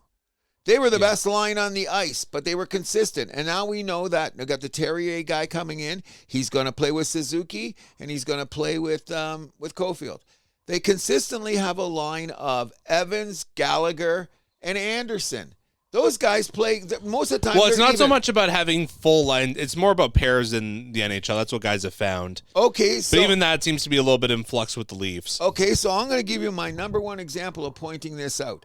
I thought the best line the Leafs have had lately has been Tavares with Cowan and Robertson. Mm-hmm. Why don't they leave them alone? Okay, the game when they lost, or they won. Put them together on Thursday against Washington. It didn't work out. No, it did. No, look about that game. Go back and check the stats. The game before, they broke them up by the second period. They had 5 shots on goal. Okay, when they lost against Washington, Toronto had this number one reason. They have no pay. We'll get that in a second. They had 24 shots on goal. Did you know that the Tavares, Cowan, Robertson line had 11 of those shots on goal? So that means one line produced half your shots on goal, and we'll get the shot attempts later. But, I mean, isn't that telling? Well, also, let's be real. Matthews, ever since, was it last year, there was a game against the Red Wings. He went awkwardly into the boards with the Nylander there. He has not looked like the same player. Okay, we'll give him that. He's you know what? I think he's the most maligned player I've seen in Toronto. Sundin never took this kind of shit. But Cruz, he's not putting up the numbers. That's the thing. We're paying him all that money. Okay, but the fact is... Sundin put up numbers. Sporadically. No, you look at his numbers. He was consistently top 5, top 10 in the league. Okay, but we're going to look this way. With no line mates. I wouldn't go that far, but the bottom line... Playing with me and you? Well, we'll get back to that later. I'm not the biggest Sundin fan in the world, so let's not because go of down that rabbit off-ice hole. stuff, let's be honest. But you defend Patrick Waugh, who's a horrible human being, but that's neither here nor there. He's got his issues, too. But Issues is putting it mildly with Patrick. Let's not go down that rabbit hole. There we go. That's my point. Talk about the Leafs right now. And my fervent belief is this. First of all, they don't play with pace. That's the killer. Yeah. Number two is put out the lines and leave them. They never play consistently. How do you're talking about guys, so that's on the coach. Well, that's what I'm saying. So are you trying to juggle too much too? Is another thing. If they're a chip and dump team, why don't they go in and get the dump? Okay, should they go back to that freewheeling Keefe style? Is that better suited for Matthews and Nyes and Nylander? And I've heard a lot of that talk, and it makes sense to me. But here's another problem. Who's the guy that's going to push them out of their own zone to get them to play that style? Tanev is coming back. Carlo's got to be there. And who else are they missing? But anyway, we have defense that can move the puck, though, even without those guys. Who? Riley, Ekman Larson. Riley has been, where is Riley? How come this guy doesn't take any shit? What do you mean? They're going to bash Nylander every day. They're running Matthews out of town. They're wondering what's happening to their power forward, and nobody says nothing about Riley. Riley should be the guy bringing it out of the zone. Is the scheme killing him? Maybe. See, because there's something, or is the roster just suck, like I said at the beginning of the year? Now, I think it's a little bit of column A, a little bit of column B. Okay, so what I would do is let's go back to consistent lines. When Nylander had his game where he played a little bit better, he played with Joshua and Roy. Why'd you leave everyone together for 5 games? What do you got to lose? At this point, put those lines, okay, you go into practice and you say, these are the lines, and not changing. Well, we'll see if Pete DeBoer does that when he's coached the Leafs by Monday. Woo, but that's another, okay. And that's well, I don't know, we got to lose to Nashville tonight, so we'll see how that goes. If you guys lose to Nashville, I'm going to just go out of town tomorrow or out to Milton so I don't have to feel the city. Well, let's also just take a quick weekend review for the Leafs. So that game Saturday, first 2 periods were okay, third period was terrible. Which game? Leafs-Oilers. Okay, yeah. No, the Oilers just skated them off the ice. And then we beat a bedardless Chicago team. We had to come back. Losing 2-0 going into the third period. You look dead in the water. Yeah.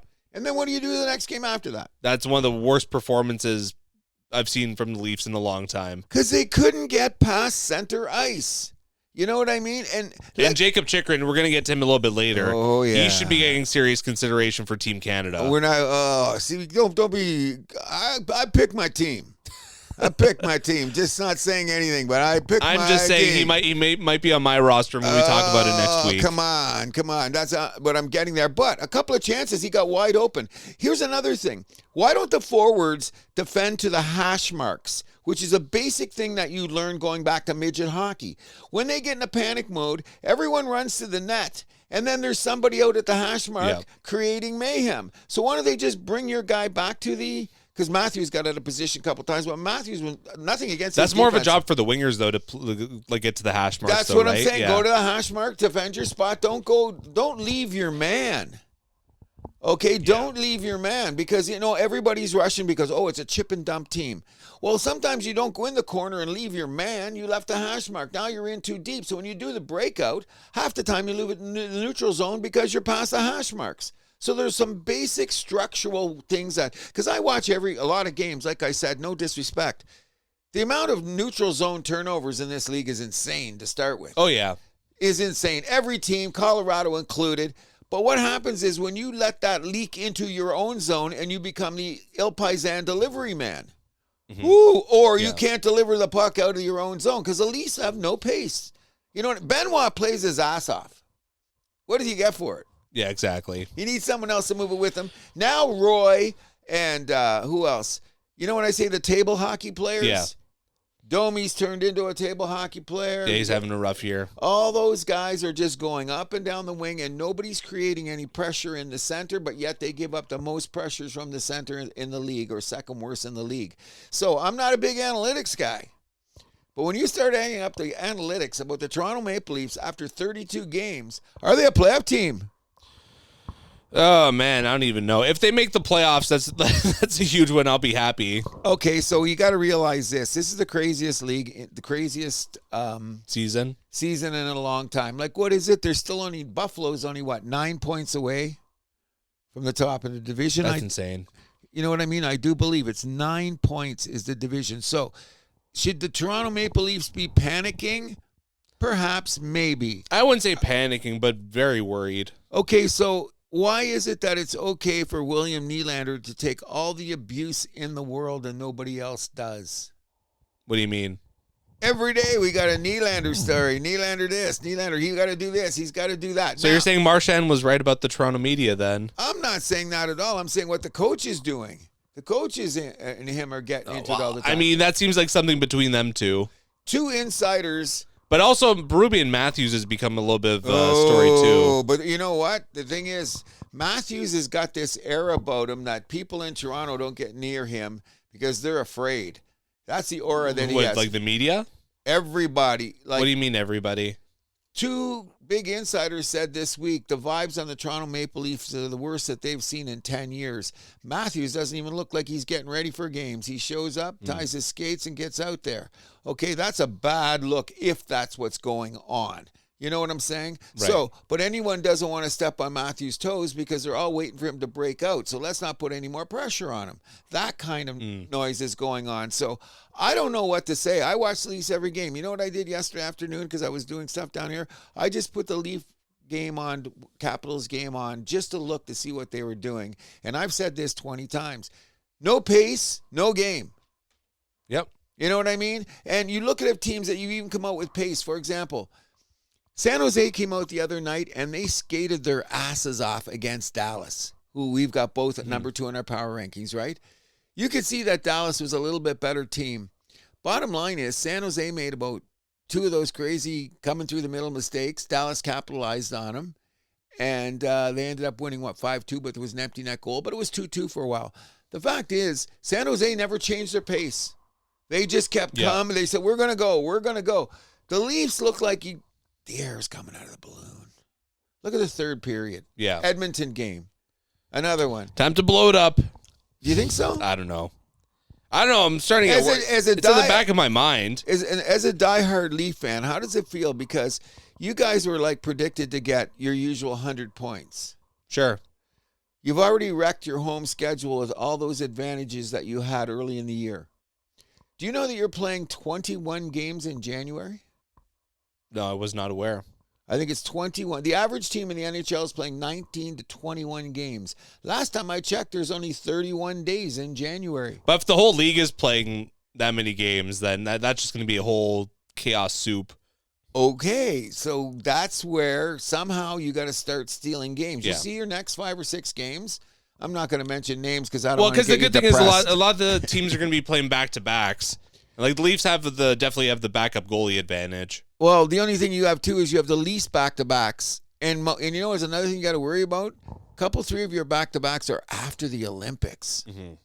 You know, which is kind of odd. Well, after the Olympics, that's going to be the real wild card because who are going to be the guys that are beat up from the Olympics? Okay, so let's just before we go around the league a little bit, I've heard this come up, and I think that this is an interesting scenario. A lot of general managers and owners are getting very perturbed about sending their players to the Olympics. Okay. Of course. All right. No, that's how it's always been. Okay, but it's been heightened by things like the Bedard injury. Injuries happen, but now. Well, and at the Olympics, there's always a major injury there. Okay, so now let's put it into perspective. Now, is this affecting the quality of the product on the ice? I believe it is. How so? Some nights, Montreal, okay, they look dead against Philadelphia. Okay, they were good for 2 periods. Perry got a goal, and they said, okay, we better check out for the rest of the game. They came out flying 2 nights later against Chicago. Okay, so what I'm saying is, like, teams are flat. Like, look at Anaheim, one of the best records in hockey.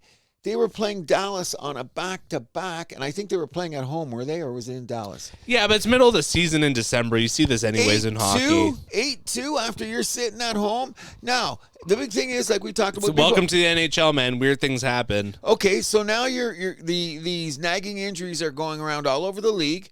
Nobody's practicing. Everybody's bitching about the condensed schedule, but every player... Sounds like the last 5 seasons in the NHL... This isn't something new this year because of an Olympic year. Yes, it is. No, it's not. The schedule is way more condensed. Okay, like they played more games now than they usually play by Okay. then. And then most games are going to play in January. That's insane. You look at the last 5 years, nobody played that many games in January. Nobody. They all got to do it so everybody's on a level playing field. My point is this. I'm a paying customer. I'm a devotee to the NHL. Are you giving me a season off on the product for the glory of the Olympics? Where's the balance? So don't tell me about injuries. So what's your solution? My solution is I'm not really sure. I'm not sure, and I don't want to sit in the fence because This is something you got to worry about every 4 years if they go to the Olympics. I mean, Okay, whatever. It's so still the product's still way better than the NBA. Oh, I'm not. That's no doubt. I'm not. I'll put that in my back pocket. My point is, okay, are we as fans, are we willing to get some lesser product over the season so we'll have the glory of the Olympics? And we don't know how good that's going to be. But everybody's anticipating it and everybody wants it. The players want it the most. Sure. They push Well, from and the their fans. CBA. Oh, of course the fans. I want to see it too. But when watching a lot of hockey, and I'm saying the hockey games are better than NBA games at most times. There's a lot of these funky games coming up like 8-2, 5-1, 6-0 in the middle of nowhere. You see 5 games that go into overtime, and then you see all of a sudden out of nowhere. Like these, like, would you expect 8-2? Why not? It's the NHL. Okay. And it's only one game from Anaheim because I think Anaheim was doing really good. But now they're not. Do you see their last 10 games? Yeah. You know what I mean? Is that what's affected? Because they've had some injury problems. Dostal's had a couple injuries. If they ever overplayed him, I don't know. You know what I mean? I don't think that's the case. He hasn't played that many games. So my question is, do you think it's worth affecting the quality on the ice? 'Cause Yes. something's going on. Yes. Okay. I'll take the Olympics any day of the week. Okay, so that means that we cannot say anything about the injuries. I don't even think it's that big of a deal. Oh, yes, it is. I don't think so. Oh, really look around the league and the injuries in some nights when you're playing. First of all, you see games where the shots are. Look at the game we did. The Islanders and Vancouver. Yeah. One bad goal, 2 quick goals, 3-0. No more goals the rest of the game. Combined shots, 31. Combined, bro. Or was it 34? Well, that's also just Combined. the way the Islanders like to play hockey, though. Like drag you down. And Okay, so that gets me back to the Toronto Maple Leafs. What you got to do is you're giving up one of the most shots in the league. If you don't get 25 shots in goal at night, on any night, you ain't winning unless you're goalied. I agree. You know what I mean? So what I'm saying is that they don't even have enough energy or not whatever because like everyone's tired after 2 shifts. Whatever. They're not getting enough shots. Who's saying goal. everyone's tired after 2 shifts? Oh, the worst was Colby Armstrong the other night. I know guys get tired on a shift. A guy got beat in the first 2 minutes. I had it written down here. What game was it? And, well, the real danger is if you're caught in your defensive zone, you're just kind of running around for like well, a couple minutes. they were taking it out of their zone, and there was a turnover in their own zone, and the puck ended up in the net. Colby Armstrong said, man, when they get tired. I looked up at the thing, it was 17:02 left in the first period. Did they kill themselves in that first 2-minute shift that they were so tired they couldn't get the bench? That kind of shit drives me nuts. That's my second most. And you know what? The thing is, though, you're playing against other professionals that are fresh. Okay, you gave me that argument, and I understand it, but there's got to be a little window here. Is every player the same? I see Celebrini out the other night for 90 seconds. He looked fresh at the end of 90 seconds, so not every player is the same. Oh, exactly. That know what too. I mean? Okay, some guys' fitness is definitely going to be better than others. So I question when I don't like I understand when a guy gets gassed on a shift, or especially he's on the power play and the guy comes out of the box and he has trouble. I get that. That's the science of the sport. But you can't be dead tired after 17:02 left in the first period and that is shifted. Oh my God. Couldn't get to the bench. These guys are so tired. Now, if you just said that at 2:04 left in the third period, I'd give it a little bit more credence. But don't tell me about tired Or hockey players. even towards the end of a period, you'd be able to understand that. Any period. I'm going to say that. But you know what I mean when I hear shit like that? Are we making excuses for the players now too? I mean, the players are never going to throw other players under the bus, or at least they view it like a brotherhood, right? So, I mean, you got to take that with a grain of salt as well. Well, I'm saying that I've heard enough guys say that they played in the league over the years that fitness is fitness is fitness. However, if you're a pro athlete and you've got more advantages than anybody's had in the last 20 years, 90-second shift, you should be able to get to the bench. That should just be like the 10-foot pass out of your zone. Right. Those should be basic things. Your cardio should be good enough to do that. Don't tell me about that shit, because then you're going to condense it. We're not having any practices. We have a condensed schedule. Blah, blah, blah. And then me, as a huge fan, is saying, are you depleting the product that I want to watch in order for we get glory for 2 weeks? Trade-off's interesting. It is, but at the end of the day, it's the question is, how are the playoffs going to be? Well, you just said it. Who's wore out and who's not? Yeah. How many guys from Colorado are going to the Olympics? The Olympics? As opposed to how many guys are going from Nashville? Well, Colorado, Nashville, they're already dead in the water. So there's nothing to talk about there. But they're going to have a few Olympians on that team, though, even. Who? Nashville? Oh, yeah. Roman Yossi, Philip Forsberg, off the top of my head. 2 other forwards, too, I believe. Off Nashville, yeah, because they got the Czech guys and Swedish guys going to be there. Colorado, like half their team, half the team's going to be there. Yeah. Vegas has got a bag load. Oh yeah, because of all the guys that play for different countries on that team. So Vegas has got what's the other team? Minnesota. Carolina's going to have a bunch. Oh, Carolina's going to have a bunch too, but we don't know yet because the lineup isn't there. So a couple guys like Seth Jarvis is looking like outside looking in. Well, and he just got hurt, too, which is going to hurt his chances. So that's what I'm saying. Like, if I'm an owner, I'm going to that guy right now. I find it strange that he would be outside looking in, though, considering he was on that Four Nations team. The injury. Besides that, I'm saying, I don't know. I'm the owner. You could still name him. I put bread and butter on your table. You ain't going. You've been injured. Sit home. No, that's not the rules. You can't. The owners can't say you're not going. I know, but if I'm an owner, I'm going to say I'd be calling him personally on the line and saying, "Listen, it's not his choice. That's Hockey Canada's choice if he's on the team or not." Okay, so then you can have an injury and go. Like, would you be? No, but if the player knows he's good to go, he's going to want to go. Would it be inconceivable if he's dedicated to his team that in the middle of January, Hockey Canada trumps everything? I'm talking about Team USA. For who? Matthews gets a weird injury, can't play in the Olympics. Would you be happy? He's going to play for Team USA. He's playing for Team USA. I'm just saying, if I'm an owner, I'm going to watch like Team USA games with like my hands like over my eyes, like worried that something's going to happen. But I don't even look at it like that. If you're there, you're there. I never worry about that because I hate injuries and they could happen. So I don't let that enter my mind. Because Suzuki better be on the goddamn team. He's not. That's insane. Cirelli's going to be on the team. Come on. I agree. You see that guy playing the last 10 games? I don't even notice him. Come on. You know, that's why Bennett is. We'll have this argument next year. No, and it's next year. I love Sam Bennett. He shouldn't be on the team. Because he's not going to be on the team.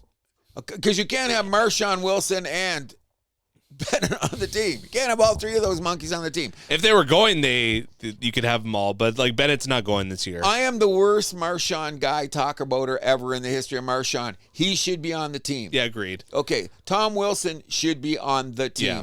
Nick Suzuki could fill in for Cirelli because he's a better offensive player and he's a 200-foot player. He's proven it this year. Small. Cirelli's not that much bigger. He's bigger though. How much? Couple inches. Okay, but Suzuki's Suzuki's like no, he's low to the ground. He doesn't. I watch every Hab game. He doesn't get knocked off the puck, and he goes into busy corners. I'd rather have Cirelli. I don't know. That's just the argument we're perpetually going to have. But my point being is because Suzuki's not going to get any power play time, which is a sin. Well, again, look at the guys ahead of him. Okay. Anyway, the top 6 forwards. If you look at some of the projected lines, I don't think there's any team in this tournament as a top 6 that we could put together. No, Americans. The States are the only ones that come close. Even if you put their top two lines together, yeah. Austin Matthews is going to be on that line. Isn't it about how you're playing right now? The States have us beat with goaltending, though. What's that? Goaltending, the States have us beat. Logan Thomas is going to be our guy. Don't worry about it. He's playing. He's great. He's not as good as Hellebuck, though. Doesn't matter. We're going to better team in front of him.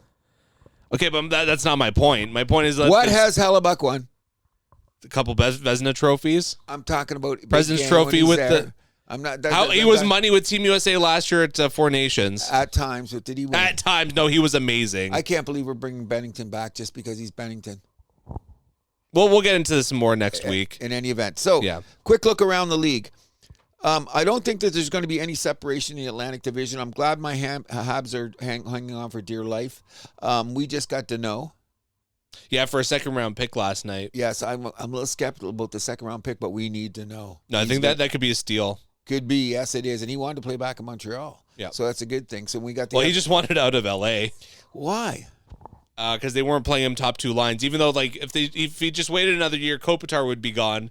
He could be second line center again. Yeah, but he was playing. He wasn't losing a lot of ice time because he was playing on special teams a lot. Yeah, but 5-on-5, he was losing ice time. Yeah, well, okay. So whatever the case may be, before we go around the league, perhaps we should bring up some of these trades before we get any further. Yeah, so that one, and then Mason Marchment last night was traded from Seattle to Columbus as well for interesting a second-round pick next year and a fourth-round pick this year. That's an interesting trade. Yeah.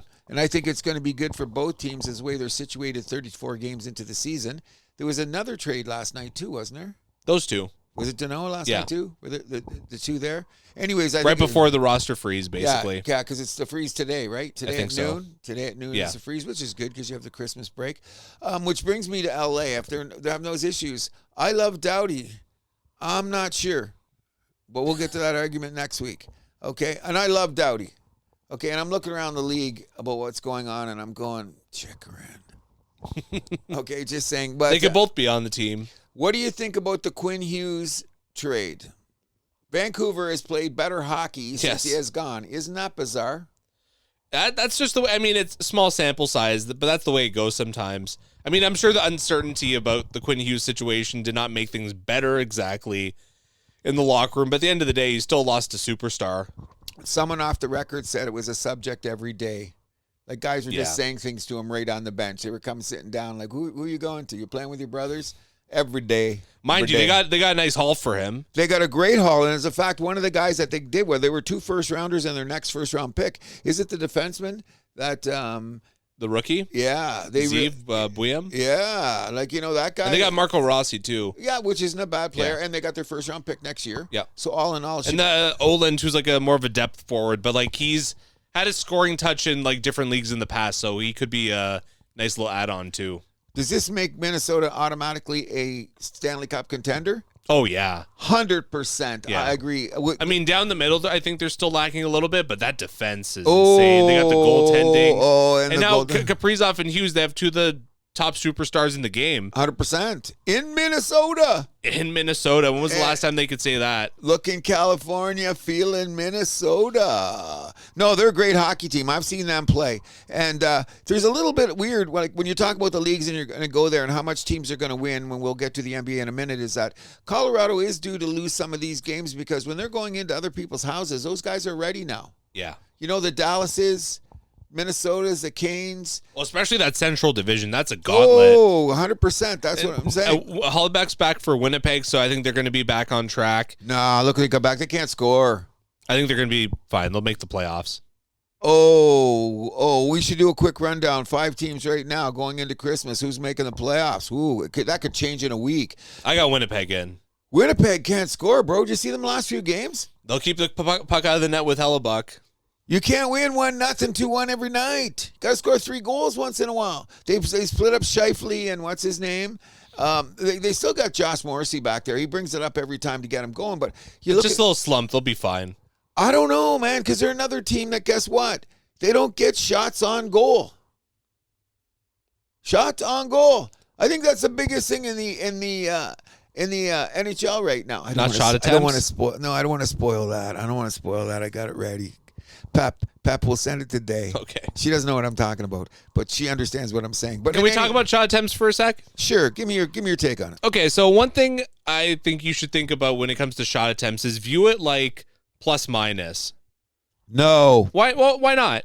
Because first of all, on a plus minus situation is that you're on the ice when I think plus minus is I like to say is more for defensemen, but when I see a plus minus, I see a situation where Austin Matthews left his man the other night, and they glared everywhere just because he played great defensively all night. He left his man, and then Chikrin came down the side, and then they ended up scoring. So I can see a plus minus because he can put it on there.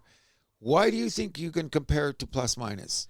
No, I'm saying it is a plus minus where you view it as like shot attempts for while you're on the ice, shot attempts minus while you're on the ice. Because, like, you brought up the example a couple weeks ago about the guy on the breakaway who missed the net, right? Yeah. If I'm the defenseman, I deserve some credit for getting things right, getting the puck up to him, right? So what are we going to measure? Every 10-foot pass? What do The you mean? result of the play should be scoring opportunity. A guy missing on a breakaway, he had a breakaway. But you that's a scoring but you got it opportunity. up there for the breakaway. I mean, you deserve something like reflecting like a plus on your side if you got the puck there, right? If you got the play up the ice. No, I don't want to ruin it. I got so much ammunition I would like to fire right now, but I don't want to wreck anything. I'm going to put it this way. Should you be rewarded for missing? I don't care what offense you did. If you getting rewarded for missing. For example, okay, the Rams ran up and down the field all day. The two they played is going to go into the thing as misses. Those misses cost them what? The game. You know what I'm saying? So what I'm getting at is if you're not getting the shot on the net and the other guy is and it goes in, you lose. Again, though, there's 82 games over the season. I don't care. The vast majority of times, the guy's not missing the shot on that breakaway. Why don't they go to practice and shoot at a fucking piece of plywood so they'll hit the plywood once in a while? How many? Come on, bro. You watch the game. But we talked about this, though. Shots are down, but goals are up. Obviously, there's something to that because guys are picking the corners now because the goalies are too good. I was going to say the other thing. The goalies are weaker. I disagree with that. Okay, You're insane if you think that. I don't know. I see some goalies. Watch some highlights from the 90s and come back to me. Well, different. Everything changes. It's the evolution of the game. Yeah, everything got better in hockey. And the goalies got bigger. Okay, but everything got bigger, better, faster, stronger. I'm going to get this, and I don't want to kill it because you're going to just think I'm completely insane old man when I get to the finished product here. But my point is this: I don't want to glorify anything that says you missed. I love the effort. Now, if you want to give me possession time, I'll respect that possession time. Yeah. So if you're, I will give you respect for possession time. I will give you how much time you spend in the hash marks with the puck, with your possession time. I respect that. What's the end result? Oh, souvenirs in the fans, or you catch it off those nets because it's over the glass. So you got all this time and you put it over. I do not want to give anyone the benefit of the doubt because they. I'm not talking. No one's going to talk about anything about giving anyone the benefit of the doubt. A miss is a miss. Okay. So when you come down on a breakaway. And you come in from Santa Rice, and you hit the plexiglass. You're getting so fixed on just one example here. The other night, Matthews had 2 chances from his typical shot. Right. Didn't hit the net. That's Matthews. I get that. So now that's so that reflects poorly on all of his teammates as well because of that too, you're saying? I'm saying that I don't want to give credit for anything you missed. Let's just put that over there and tell me about your time of possession and nothing else because you missed the goddamn net. You're missing. It's a process. You got to think about the process though. It's not all about the result. Is that why we have so many neutral zone turnovers from everybody trying to zone in for that possession? So then what's more valuable, shot attempts or neutral zone turnovers? They turn into the same thing. You didn't get the shot on goal, and you gave the other way around. So I'm just saying they're both negative stats. A shot attempt is a negative stat? You missed the net. That's Cruz. A shot on goal is a shot attempt as well. You forget that part. Yeah, but it hit something. It's a shot attempt. You were in the frame of it. It's a shot attempt. Then the shot attempt should result in a shot on goal. How about that? I'll give it to Stephen Hawkins. Put it in a formula. X equals MC squared. Make a formula because I cannot handle a hockey game. So a guy misses the post. You're gonna say you suck. You say no. You're gonna say, I can't go that far. Well, that's a shot attemnt. That's a missed shot by the lay of the law. You missed. So put it in there. You missed. Okay. Because here's what drives me crazy. Okay. Thank God Sportsnet's put it up there. I think maybe it's because of O-Dog that they push that stat. Doesn't show up on TSN as much. Because of O-Dog, yeah, I'm sure. Oh, he hates shot attempts too. He's not a shot attempt guy either. Okay, but you guys are all dinosaurs, I guess. Then I guess that's what people say. But it's one piece of the puzzle. You're getting so fixated that's the end all be all. That was never the intention. Okay, so then don't put this on my screen. This is what makes no. That's insane. Because like one thing you don't like one thing, don't put it on my screen. No, it's a piece of the puzzle. So when I see 78 shot attempts in the game and there's only 14 shots on goal, what's going on here? What game did that happen in? I think it was on a West Coast game the other night. I think it was. I'll look it up. It could have been Vegas. 78 and there was only 14. I'm dubious not 14. Of that. Okay, I exaggerated. There was like 78 shot attempts, and I don't think there was 30 shots on goal. I jumped right out of my seat. Hold on. So why was there discrepancy? Was it block shots? Could have been some because block block shots count as shot attempts as well. Then the guy, I'll give the guy credit for blocking the shots. Okay, and just then. put it there. So, so then he blocked the shot. So give this guy credit for shooting it and blocking the shot. When the guy goes up in the air in the NBA and makes a shot and gets blocked, they don't give that guy that made that attempt nothing. That's not even nothing. Well, it's a field goal attempt. What's that? It's a field goal attempt. Okay, so that's a shot attempt too, but that's a negative stat. It's a little bit different. You can't compare with basketball though, because there's no goalie, so it's way different. Point well taken. My thing, and I'm not going to back down from this ever, is this. I call it the agents or the negotiation contract thing. There must be something involved in this because I don't remember seeing this 10, 15 years ago all the time. So why do you jump to agents? It's also I would say management's the one that started using it. Andrew Milani, you scored 15 goals, but you had 875 shot attempts. I think you should make more money just because you're a shot attempt guy. Show me where someone said that. I don't know, that but why do we need this stat? Then why do we need that stat? Okay, get off the conspiracy train. Okay, but I'll give you, Andrew Milani, you had 800 shots on goal. And you had 20 goals. You got goalied a lot. I like that. You're getting the puck on the net. Show me a player 800 shots on goal. Get out of here. But I'm saying if you're putting the puck on the net and you're getting goalied, I get it. But I can't include your shot attempt in there because it could be a block shot, could have been a miss, could have been everything else. No, I can't include that. Show me where guys are using shot attempts like that. Why do they put it on the screen? Okay, but saying it's jumping to that it's the agent is the most ridiculous conspiracy nonsense I've heard in my life. Okay, so maybe I'm taking it too far. Then you tell me why you got to classify a shot attempt. I'll give you time of possession. It's an indicator of useful. If I have possession, I don't shoot the puck. That you missed. Okay, fine. So I don't want you. I'd rather at least take the chance than not take the chance at all.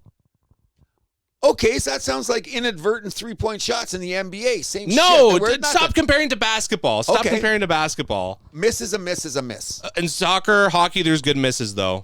There's always a good miss, okay? Okay, then why are we arguing about this? I'm arguing about it. I do not want to see shot attempt on my screen anymore. Well, you're going to have to live with that, buddy. Because I look at it as it's an exaggerated attempt at saying you're getting more action than you really are.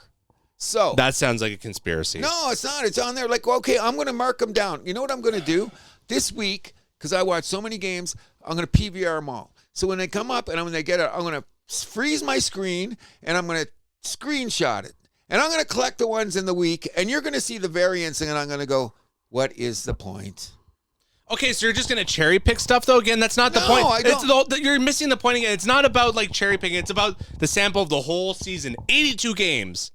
82 games. If you're doing that the whole season, you got a point. But if you're just going to cherry pick moments to prove your point, and then you're missing the point. Well, then we'll go over the whole season, and I'll still say that's a missed call. Well, you can start now and do it every single game, and we'll come back. How about that? I'm going to. Every single game. I will. Every single game. I'm going to call up the Athletic. Okay, I'm sure you will. Can you give me that? Can you give me this specific numbers? You know what? I'm not the only one.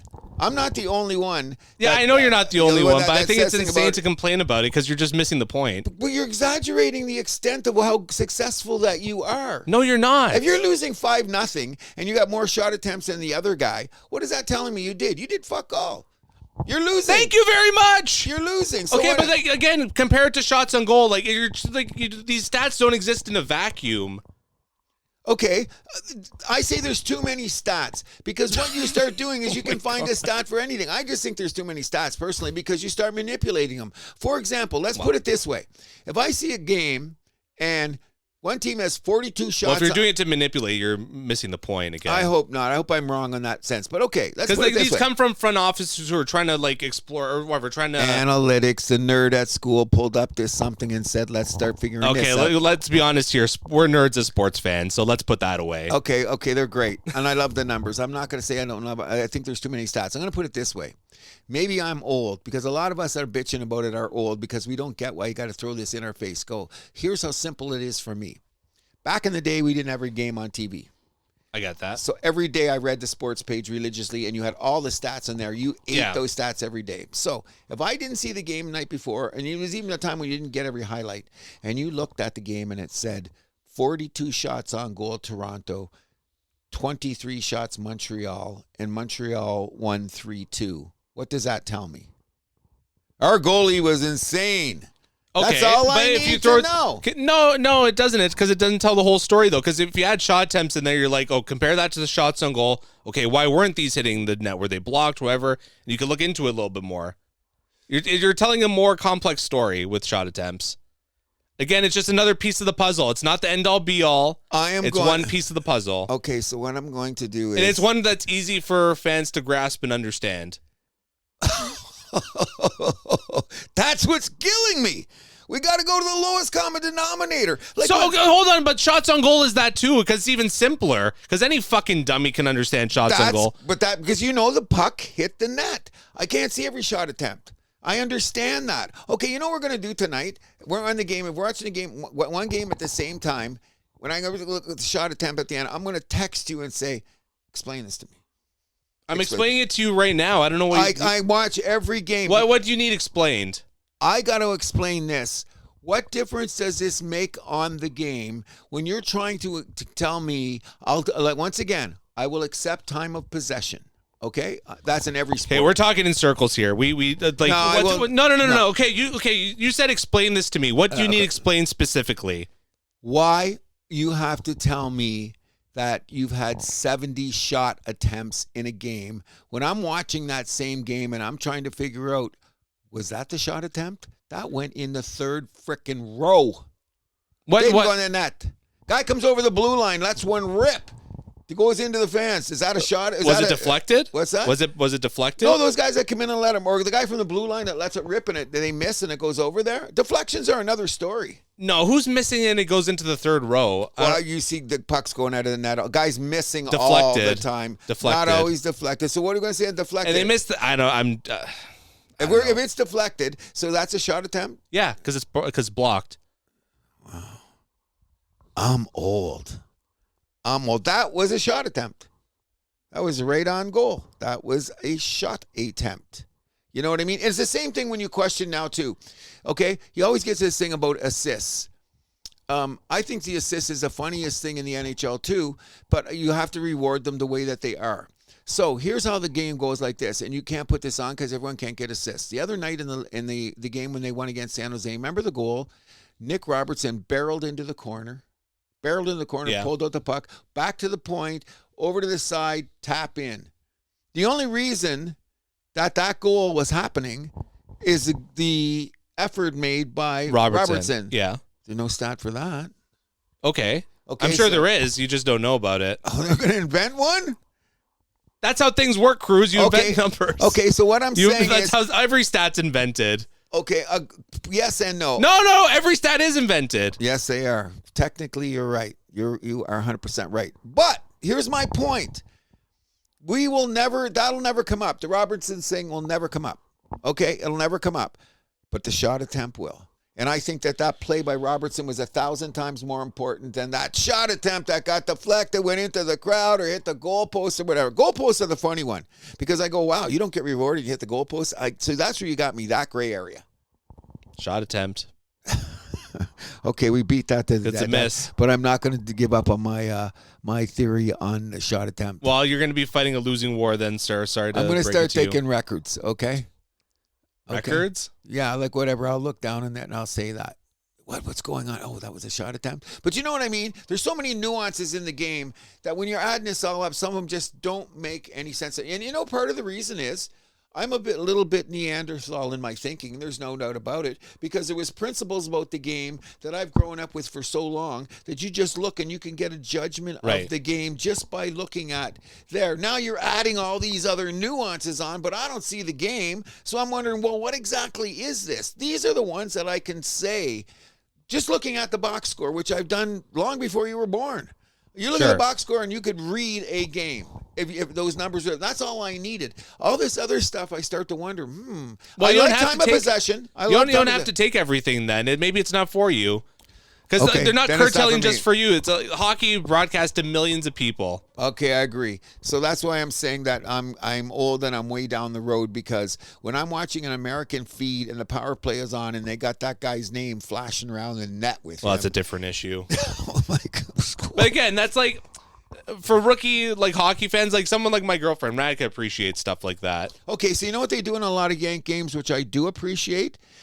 Who's on the ice? Yeah. So the very and little they have the bottom of the ticker. Yeah. I don't mind that. Yeah. Because sometimes I'm looking, who is that again? Okay, I get it. They usually do it for the home team. Yeah. But that's okay because I understand that little thing because I go, was that Gauthier? Oh, yeah, it was 71. Okay, whatever. Or I look at my book. Oh, yeah, that's that guy. That I can handle. Don't give me the flashing stuff on the ice. Don't. I mean, like Radhika sees that when she sees that guy with her name on it. She likes that. Okay, so just like the other thing that I failed miserably on, they were talking about at 12 noon today when they put the cartoon on. Oh, yeah. About the cartoon highlights. You know how popular that is because young kids are showing it. Dads are bringing their kids home from practice and they're looking at it. So whatever I say about that, shut up. It's over. I don't get it. For the kids. You know, it's like I don't like mushrooms on my pizza. A lot of people do. And a lot of people do. All right, so a few more things for hockey. Sabres fire GM Kevin Adams, promote Jarmo Kekalainen. What is going on in Buffalo? The Pagulas suck. But not for the Bills. Yeah, because they don't stick their nose in there as much, right? Yeah, but they do the same things, they say. They show up in the Bills' dressing room. They show up in the Sabres' dressing room. I don't know why that is then. Maybe they're just not pumping the right money with the Sabres. I heard that they're little because they got to success with McDermott and it was steady, and the GM that they said, "Ooh, keep our hands up." But because Buffalo isn't winning, that they're pushing, like they want that immediate success, and it's just not. That's been their problem since day one, I guess, right? Yeah. Look at how many GMs and coaches they've gone through in their 10 years as owners. And how many great players they've wasted. Oh, let's not even go there. Looking around the league. I know. Do you know how to say Jack Eichel? Sam Reinhart. Next. Yep. Rasmus Dahlin maybe next. Oh, yeah. Oh, gee. Yeah. Right to Montreal. Penguins to sell. They're not trading to Montreal. Penguins to sell to Chicago-based Hoffman family for $1.7 billion. So Fenway Sports, the rumors that they're going to be looking at something bigger. Yes. But do you look at the money they made? That was a 5-year ownership. They bought it for $800. Wow. Yeah, doubled their money. Almost, that's not quite double. I forget the number, but they still almost 45% or whatever it was. When I heard the number, I went, "Whew, huge investment," which leads us to Nick Saban. Yeah, he bought a minority share in the Nashville Predators, of all things. I can't say this enough. Nick Saban is one of the smartest guys I've ever heard talking. I was never Alabama fan, never LSU fan, never Nick Saban fan, but listen to that guy talk. He said that when they brought it up to him, what are you doing about a franchise? And he goes, I don't know anything about hockey. I know they got skates and a stick. But he said, he's a name. No, but you know what he said? I expect to walk into the room and talk about my organizational skills and the consistency of creating an organization that wins. I went, wow. Did you ever hear an owner talk like that? Sure, but I mean, he's a minority owner, so he doesn't have that much power at the end of the day. His buddy has juice too, so it's the two of them together. So they have a little bit more juice in the room than people realize. So it's like we went in there, and I got the 10%, you got the 25%. But we're in this together. So now we're a 35. It's kind of like that deal. If they work together, though, I'm sure they're not going to be aligned on everything. Agents and players together since freaking 30 years, bro. They did the Mercedes deals. These guys are attached at the hip. Okay. So it should be interesting. I'm just saying that a guy of that level coming into your organization to talk shit should be good. What else do we got here? Team Canada will be named New Year's Eve. We talked about that a little bit. Yes. Draisaitl reaches 1,000 points, scoring on Stuart Skinner. Top 50 player of all time. I think that's a slam 100%. dunk. We're even going to try to get him down to 30. I've been looking at it since I've talked to you, and I've looked at some lists. Probably 25. Yeah. He could possibly hit top 20 if he has if his career is compatible, just even for the next 5 years, and gets a cup. Yeah, it gets a cup. But I mean, he's definitely even top without 50. the cup, come on. Oh, he's top 50 easily. Like I said, when you really start looking at, he's edging up on the top 30. And we talked about it before because you got the Fedorovs around there, Pat LaFontaine or whoever. Yeah, great. Congratulations to the guy. We both like him. We both love his style of play. Oh, yeah. And I believe that's about it for hockey. Just our Saturday night picks we got to get to. Okay, one little thing I want to add to it because really quick, what did you think about the John Hamm commercial with the American hockey team? Haven't seen it. I didn't even know it was a thing. Oh, you got to be kidding me! They must be. Why didn't you tell me during our meeting? because I forgot. It's just in my notes here. Okay, but anyway, real quick, I'll give you the gist of the commercials. John Hammond comes in the room like he's the coach. Of course, nobody was there, so it's edited really well. Of course. Okay, and he starts yelling at, we're going to do, we're going to win the Olympics. What are we going to do when we go to Milan? We're going to bring home Canadian tears. Oh, I fell out my coach laughing because that's a funny thing. Now, Sure. A few people in the media go, that's really uppity about the Americans to do that. If a Canadian had thought about it, we would have did the same goddamn thing. I don't have a problem with that. Here's the tricky thing about it, though, till someone brought up. Do you notice who actually said the line? I'll put it in perspective. The line, we're going to bring home Canadian tears. Was it Tkachuk? Definitely not. It was Eichel. Just think about it. All those guys backed off. Okay, Austin Matthews, you're the captain of Toronto Maple Leafs. I want you to go say... No, of course they're not going to have Hey, him Quinn say that. Hughes, captain of the Vancouver Canucks. You go, hey, Tkachuk, you're the captain of the Ottawa... I don't know. Let Eichel do that. Yeah, it makes sense. Of course it does. So it's just a friendly commercial, and we all want to win, so it's competitive. Let's not make it a big deal. I thought it was funny. But the interesting point was, who was the captain that used the line was not a Canadian captain. Of course not. Of course not. All right, ready? So we had our second 7-7 tie in a row last week. I'm killing this week. I got my picks. I wrote them down. I studied this. I went to the analytics. I was looking to see who's shot attempts. I see who's going to have the most shot attempts tonight, and that's who I'm picking.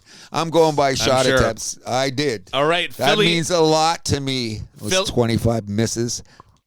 Philly at the New York Rangers. I'm on New York. I got them all down here. I got Philly. You know, Philly's a sneaky good team. They are. But New York's starting to find their way. But not at home. Yes, they have. They had that horrible start at home, but since then, their home record's actually been really good. Okay, I already wrote everything. They were like 0-7-1 to start, but since then, they're like 6-2-2 or something. Okay, keep going. I've got them written down, but I know them off the top of my head as soon as you say them. Detroit at Washington. I'm on Washington at home. Oh, definitely. Definitely. Scary good team, eh? Chicago at Ottawa. I'm on the Senators. Yeah, because Chicago's in a bit of a tailspin. Yeah, they are. Without Bedard. That's too bad. Like, you know what, by the way? I think that Bedard hit was borderline dirty. Yeah. He came over the top. Buddy, I forget his name. What, 50 pounds on Bedard at least? Yeah, it's too bad. Yep. Edmonton at Minnesota. I'm on the Wild. I am too. We would have started finding some differences here. Well, we got one so far. Okay, yeah. New York Islanders at the Buffalo Sabres. Islanders lost to Vancouver last night, so I'll have them for a little bit of revenge here. They lost at home to Vancouver. Yeah. So they're going to Buffalo. Oh, gee. I got to go with Patrick and my boy, but I got a feeling about Buffalo Saturday night. I changed my pick. I originally had Buffalo. St. Louis at Florida. I'm on Florida at home. They're also coming off a back-to-back. Oh, by the way, did you notice what place Florida is suddenly in the Atlantic Division? Were they like third? No. What, lower? 1.0 to first. Oh, okay. Where did that come from? Everyone's so tight, it's not that surprising. But all you got to do, we talked about it, just have like a little bit of 5-game winning streak, 4-game winning streak. 3-game winning streak. We'll move you up. Vancouver at Boston. I'm on Boston. I'm on Boston, too. Even good back-to-back. Yeah. You know, Saturday night in Boston, I'll take them. Pittsburgh at Montreal. I'm on Montreal. Thank you. And you know what I can't wait? When it's 4-0 Montreal in the third period, because Pittsburgh suddenly in a tailspin, and they start singing, Crosby, come home! Crosby, come home! Carolina at Tampa Bay. Carolina's coming off a game from last night, but I have them winning. I'm going to take the Rays at home on a Saturday night. Lightning, you mean? Lightning, yeah. They haven't been that good on Saturdays, though. No, but they're due. And that's an afternoon game, too, isn't it? I think this is an evening game. Oh, is it? Someone's on right now. Probably Philly, New York. Toronto at Nashville. I'd be remiss if I didn't choose Toronto. They got to win tonight. They really do. Vegas at Calgary. I'm on Vegas. Yes, they have to win. And Calgary's been playing a bit better hockey lately. They have. I mean, well, better than Vancouver. If they do make a trade, because if you want to talk about Toronto, I don't think they should get anything of value up to get that defenseman from. It's not happening. No, why should it? But you know what they should do? They should kick the tires of Kadri. Kadri would be a really good player to have on the Leafs right now. I agree. They need that type of a guy. The cap hit would be an issue, but Yep. either way. Columbus at Anaheim, I'm on the Ducks. They have to be after coming back last night. Oh, yeah, getting Come embarrassed. on. And Columbus is terrible on the West Coast, by the way. They see the West Coast record over the years? I believe it. Oh, it must have been brutal when they were in the Western Conference. oh yeah. Seattle at San Jose, I'm on the Sharks. Oh, yeah, I'm going with my boy Celebrini, but something about Seattle is interesting. Are they in flux? They got a couple of injuries. Montour's out and a couple other guys that forward was scoring. Like, I thought they'd be making more of a hunt, but they're starting to lose their way. I think the West is going to separate more than the East. It already has. And there you go. Yeah. All right, best of luck to you, sir, on that one. Yes. And we'll do a little bit of a soccer report here. So PSG beat Flamengo in the Intercontinental Cup. It was 1-1. PSG taking it 2-1 on penalties. Flamengo missed 4 of their 5 penalties. You talk about shot attempts. But that goalie was outrageous. Still. That goalie was outrageous. That's never happened before, has it? I mean, I'm sure it's happened before, but it's very rare. 4 shots. 4 shots, man. And the goalie saved every one. Gotta be better. Aim for that top corner. No, I'm saying the players, that's bad shot attempts. But I seen that highlight. Yeah. I seen the highlight. I go, that's insane. 1, okay. 2, 3, you're out of your mind. 4. I know. Oh, I know. Unbelievable. Let's see. Napoli and Bologna will play for the Supercoppa Italiana in Riyadh on Monday. Okay. Como and Milan will play a Serie A match in Perth, Australia in February. That's pretty cool. Yeah, Australia's trying to pull more people over too. They're trying to get games. Yeah. Soccer's going to be pretty short this week. I have power rankings. Basically, it's the same as last week. So Okay, before you say that, a couple of those cups, I never understood those cups. Is that like the Emirates Cup? So this Super Cup is basically the league winner versus the cup winner from last year. Okay. Gotcha. Okay. But teams like, in Spain and Italy now, they do it where it's the Middle East that hosts their tournaments, and they make it a mini tournament. They bring 4 teams instead of 2. For $1 billion, I'd do it too. $1.5 billion, yeah. So power rankings, it's the same as last week. So Manchester City at 5, Real Madrid at 4, Barcelona at 3, Bayern at 2, and Arsenal at 1. Arsenal. And you know what's a drag? This is another thing I'll never get used to, but I understand it.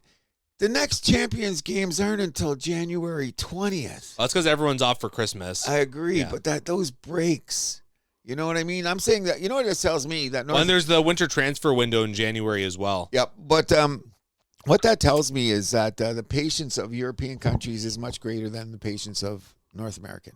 Well, the season just moves at a completely different rate. Exactly. They play once a week, right? And then maybe you have a Champions League game midweek or like a cup game midweek. And then you pause your league and you go play over here, and that's interesting because what that does, though, in a weird way, is they get the best against the best more than we do. When you think about it, the way they manipulate it. I mean, but the way that just like the geography of the country makes it completely different, where like everyone's just like a short train ride away from each other, right? True. It's just the realities of Europe versus exactly. Alone. Yeah. Like it would be cool to have that here, but just it could never happen. No, you're right. Yeah. That's why I'm saying those little nuances about Europe and soccer. I go, if you grew up that way, I'd understand it. But to me, because I was thinking, I thought the Champions Cup was next week. No, it's January 20th. Yeah. Wow. It's going to be back-to-back weeks, though, so it's going to be pretty cool. Yeah. Only one game to keep an eye on this week. Juve hosting Roma today.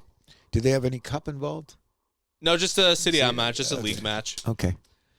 All right, we will move this over to the NBA, and the Raptors back in the win column after taking care of the Miami Heat, the lowly Miami Heat. I wouldn't say they're lowly. They're not great. Well, then some people say that they're in the next tier, and that's where the Raptors seem to be in the next tier, which I don't understand. Okay, so when you think about it, Miami is 15-13, Toronto's 17-11. Lots of games to go during the year to do that. And the Raptors beating the Bucks as well on they did. And Thursday? Yes, and they can beat any team defensively when they're like sized up, sort of. Mm-hmm. But if they got to play the New Yorks, they're going to have trouble when Embiid's playing. They need another big man in the center or a bigger guy with more presence besides Portal. I think point guard's on my wish list too. I'm not. Quickly's not the guy, man. No, but Sheed comes in and settles it down. Yeah, but he's the guy you want off the bench. I'm talking about, like, I want, like, a starter. Like, I want someone to replace Quickly as a starter. Why is everybody so down on Quickly? He's not a point guard. Well, I think that the rest of the guys handle the ball enough that I'll take his defense too. Okay, because I'm looking at it that way. Because we have Sheed coming off the bench. He brings the ball up, and the rookie kid. What's his name? The 2-name guy. Oh, I know. He is going to be so good. I think he had 10 assists the other night, or in one of the last 2 games. So they got guys. Murray Boyles. I will never forget it again. These guys are moving the ball around, and I think a couple of games they've out-assisted Quickly, which leads to your point. But I'll take Quickly in there because he does move the ball great in transition. He runs the floor like a champ, and he plays D. You know what the problem with Quickly is? What's your problem with him? Well, probably the reason you're saying he's kind of a shoot first point Yes. guard. Yeah, that's. But Scotty Barnes is having an incredible year. My Mary Jane friend, Brandon Ingram, has been outstanding. The bench has been great. They run 8-9 guys deep every night, which is the formula to win the NBA, and they play tenacious D. When they do get beat, what happens? There's a big guy in the middle, or like when they lost to Boston, it's like getting goalied the other way. When the team shoots like 50, like when they're going those 3-point runs. Like sometimes when Boston couldn't miss a 3-pointer, didn't do nothing else, just fired threes. The another thing in the NBA, and I'll say this about a lot of teams, is this. You can't make a comeback by trying to just bomb threes back if they're not in rhythm, because you get further behind if the other team comes down. You know what I'm saying? Right. I see a lot of that in the NBA. And the Raptors are not a team that should try to go head-to-head shooting threes. No. Because they'll get in trouble. That's why they lost to Charlotte. They got into a mano-to-mano. LaMelo made a few shots. We didn't, and they lose by 5. We should get him as our new point guard. They say he needs to change the scenery, but he's a shoot guard, too. He does what he wants. But he's so good. So is Trae Young. What has that got him? He's also played with a shitty team. Well, I'm going to put it to you this way. It's the thing about the Raptors right now is the chemistry, and we don't have R.J. Barrett, who helps us a lot banging inside because he plays some power forward too. So we could need him.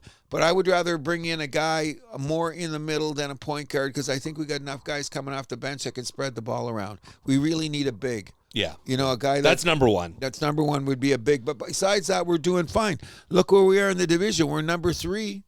In the conference. In the conference. So that almost ensures you a home playoff series. I think there's a lot of games to go. But I think that what's going to happen is the East is going to stay tighter than the West. Well, we'll get to that in a minute. Oh, my God, the West. Oh, there's some things. But, like, when you look back on it now, Indiana gets to the finals. Injuries are done. So you can basically say Brooklyn, Indiana, Charlotte, for that matter. They're done, yeah. Already. And what's this? 30 games?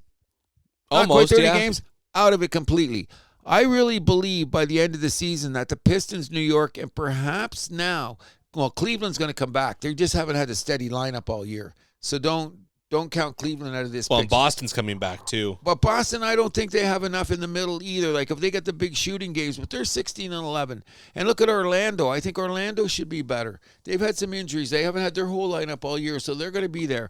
So, as far as I'm concerned, I just think it's going to be Detroit and the Knicks are going to stay away, and then it's going to be jockeying position. We'll see after Christmas. We'll give it another 10 games.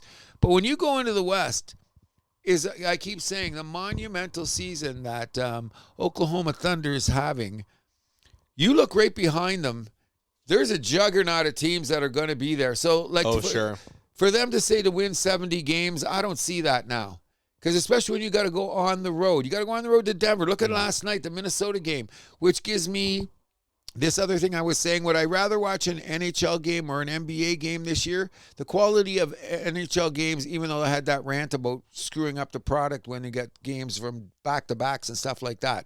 Generally speaking, the quality of the games in the NHL has been better because the junk teams in the NBA, you end up showing how many games you turn on the score and someone's winning by 25. Oh, I know. It's bad. Like, how many games? You turn it on, 25. But that's why the NBA Cup was so great, because it gave us competitive games in December. Okay, we'll get back to that in a second. My point is, Oklahoma, Denver, and now San Antonio, Los Angeles, Houston, and Minnesota, you see those top 6? Yep. They ain't changing. They're not. And any one of those teams can beat anybody on a given night. I think over a 7-game period that Oklahoma is just too good to get them in the long run. But the Lakers, Like, you look at it in the loss column. They're only 4 games back in the loss column. Yeah.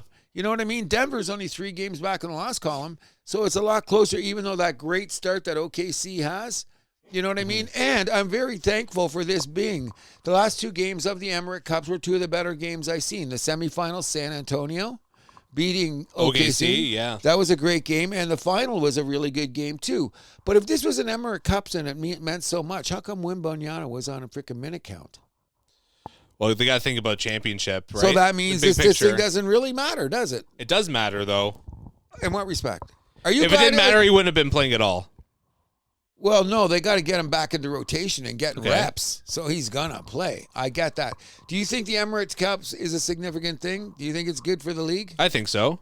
It's something to talk about. It's a positive thing to talk about. I think the 4 of the playoff games are blowouts. Which ones? Who beat Phoenix?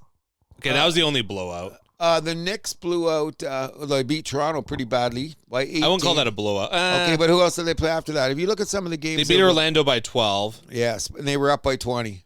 But and also everything was going in for them though. That's what I'm saying. So I'm going but that's this the way. NBA in a nutshell, though. Okay, I'm understanding. We've talked about this off in a production meeting.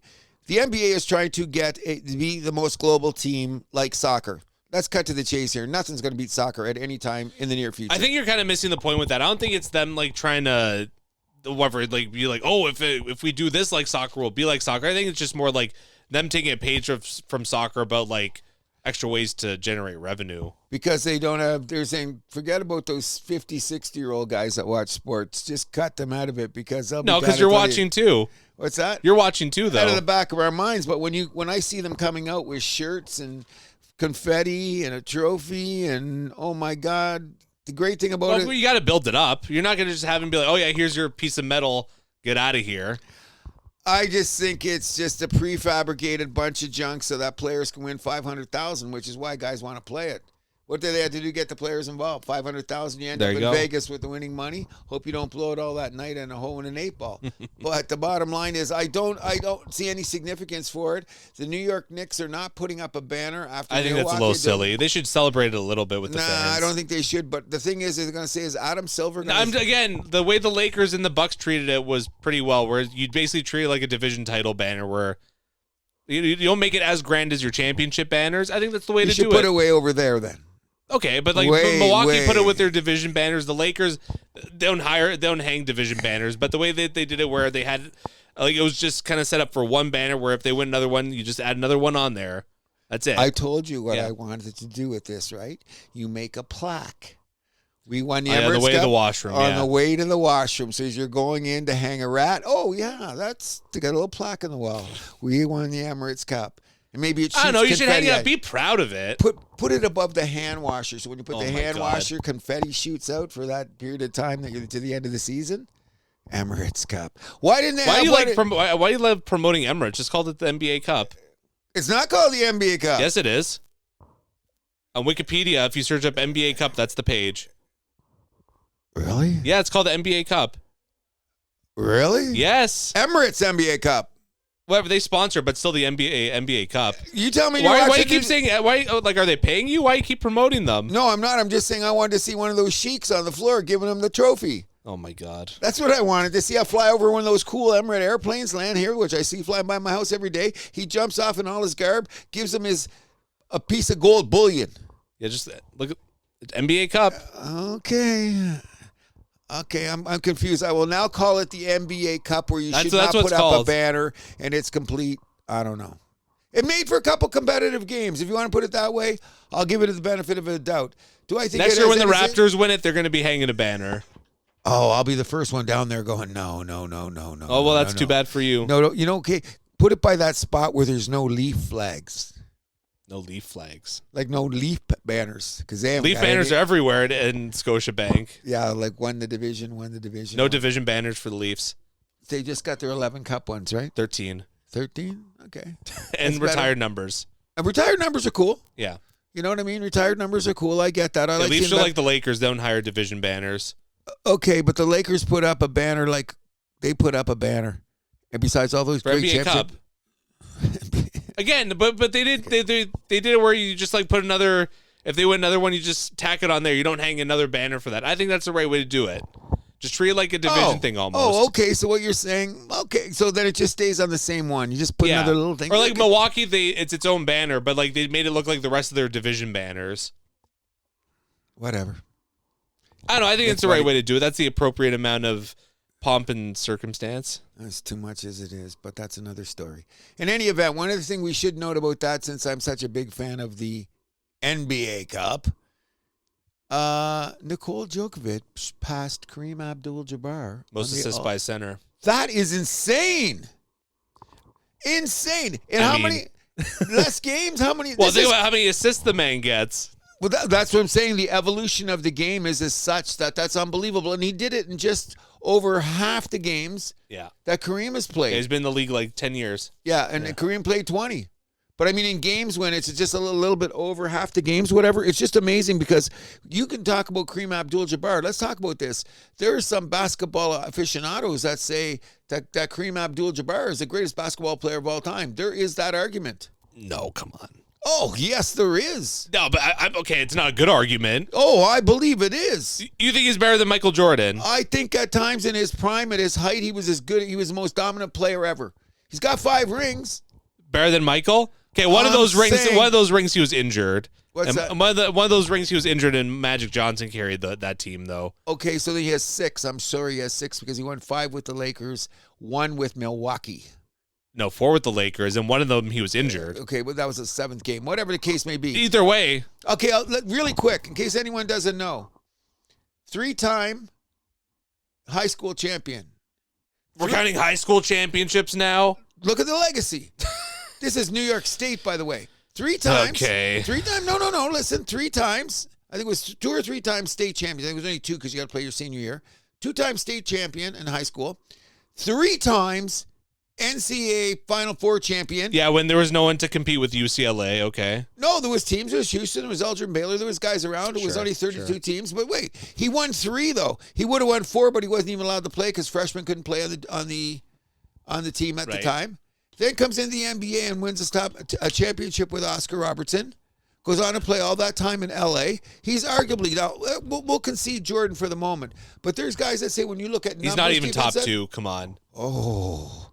Well, who's top 2? You going to say LeBron? Yeah, of course. Kareem's definitely top 5. There's no doubt about it. But this is putting Djokovic in the conversation. The point being is one of the greatest of all time. Of course, I agree with that. We're watching him in real time. I agree with that. Unbelievable. I say that Denver's going to do this. If they win the championship, it's good this year because he's mad because if you only win 1 championship, everybody wins 1 championship. You've got to have more than 1. That's not true. Well, that's for the greats. For the greats say that. That's not true. What? Charles Barkley?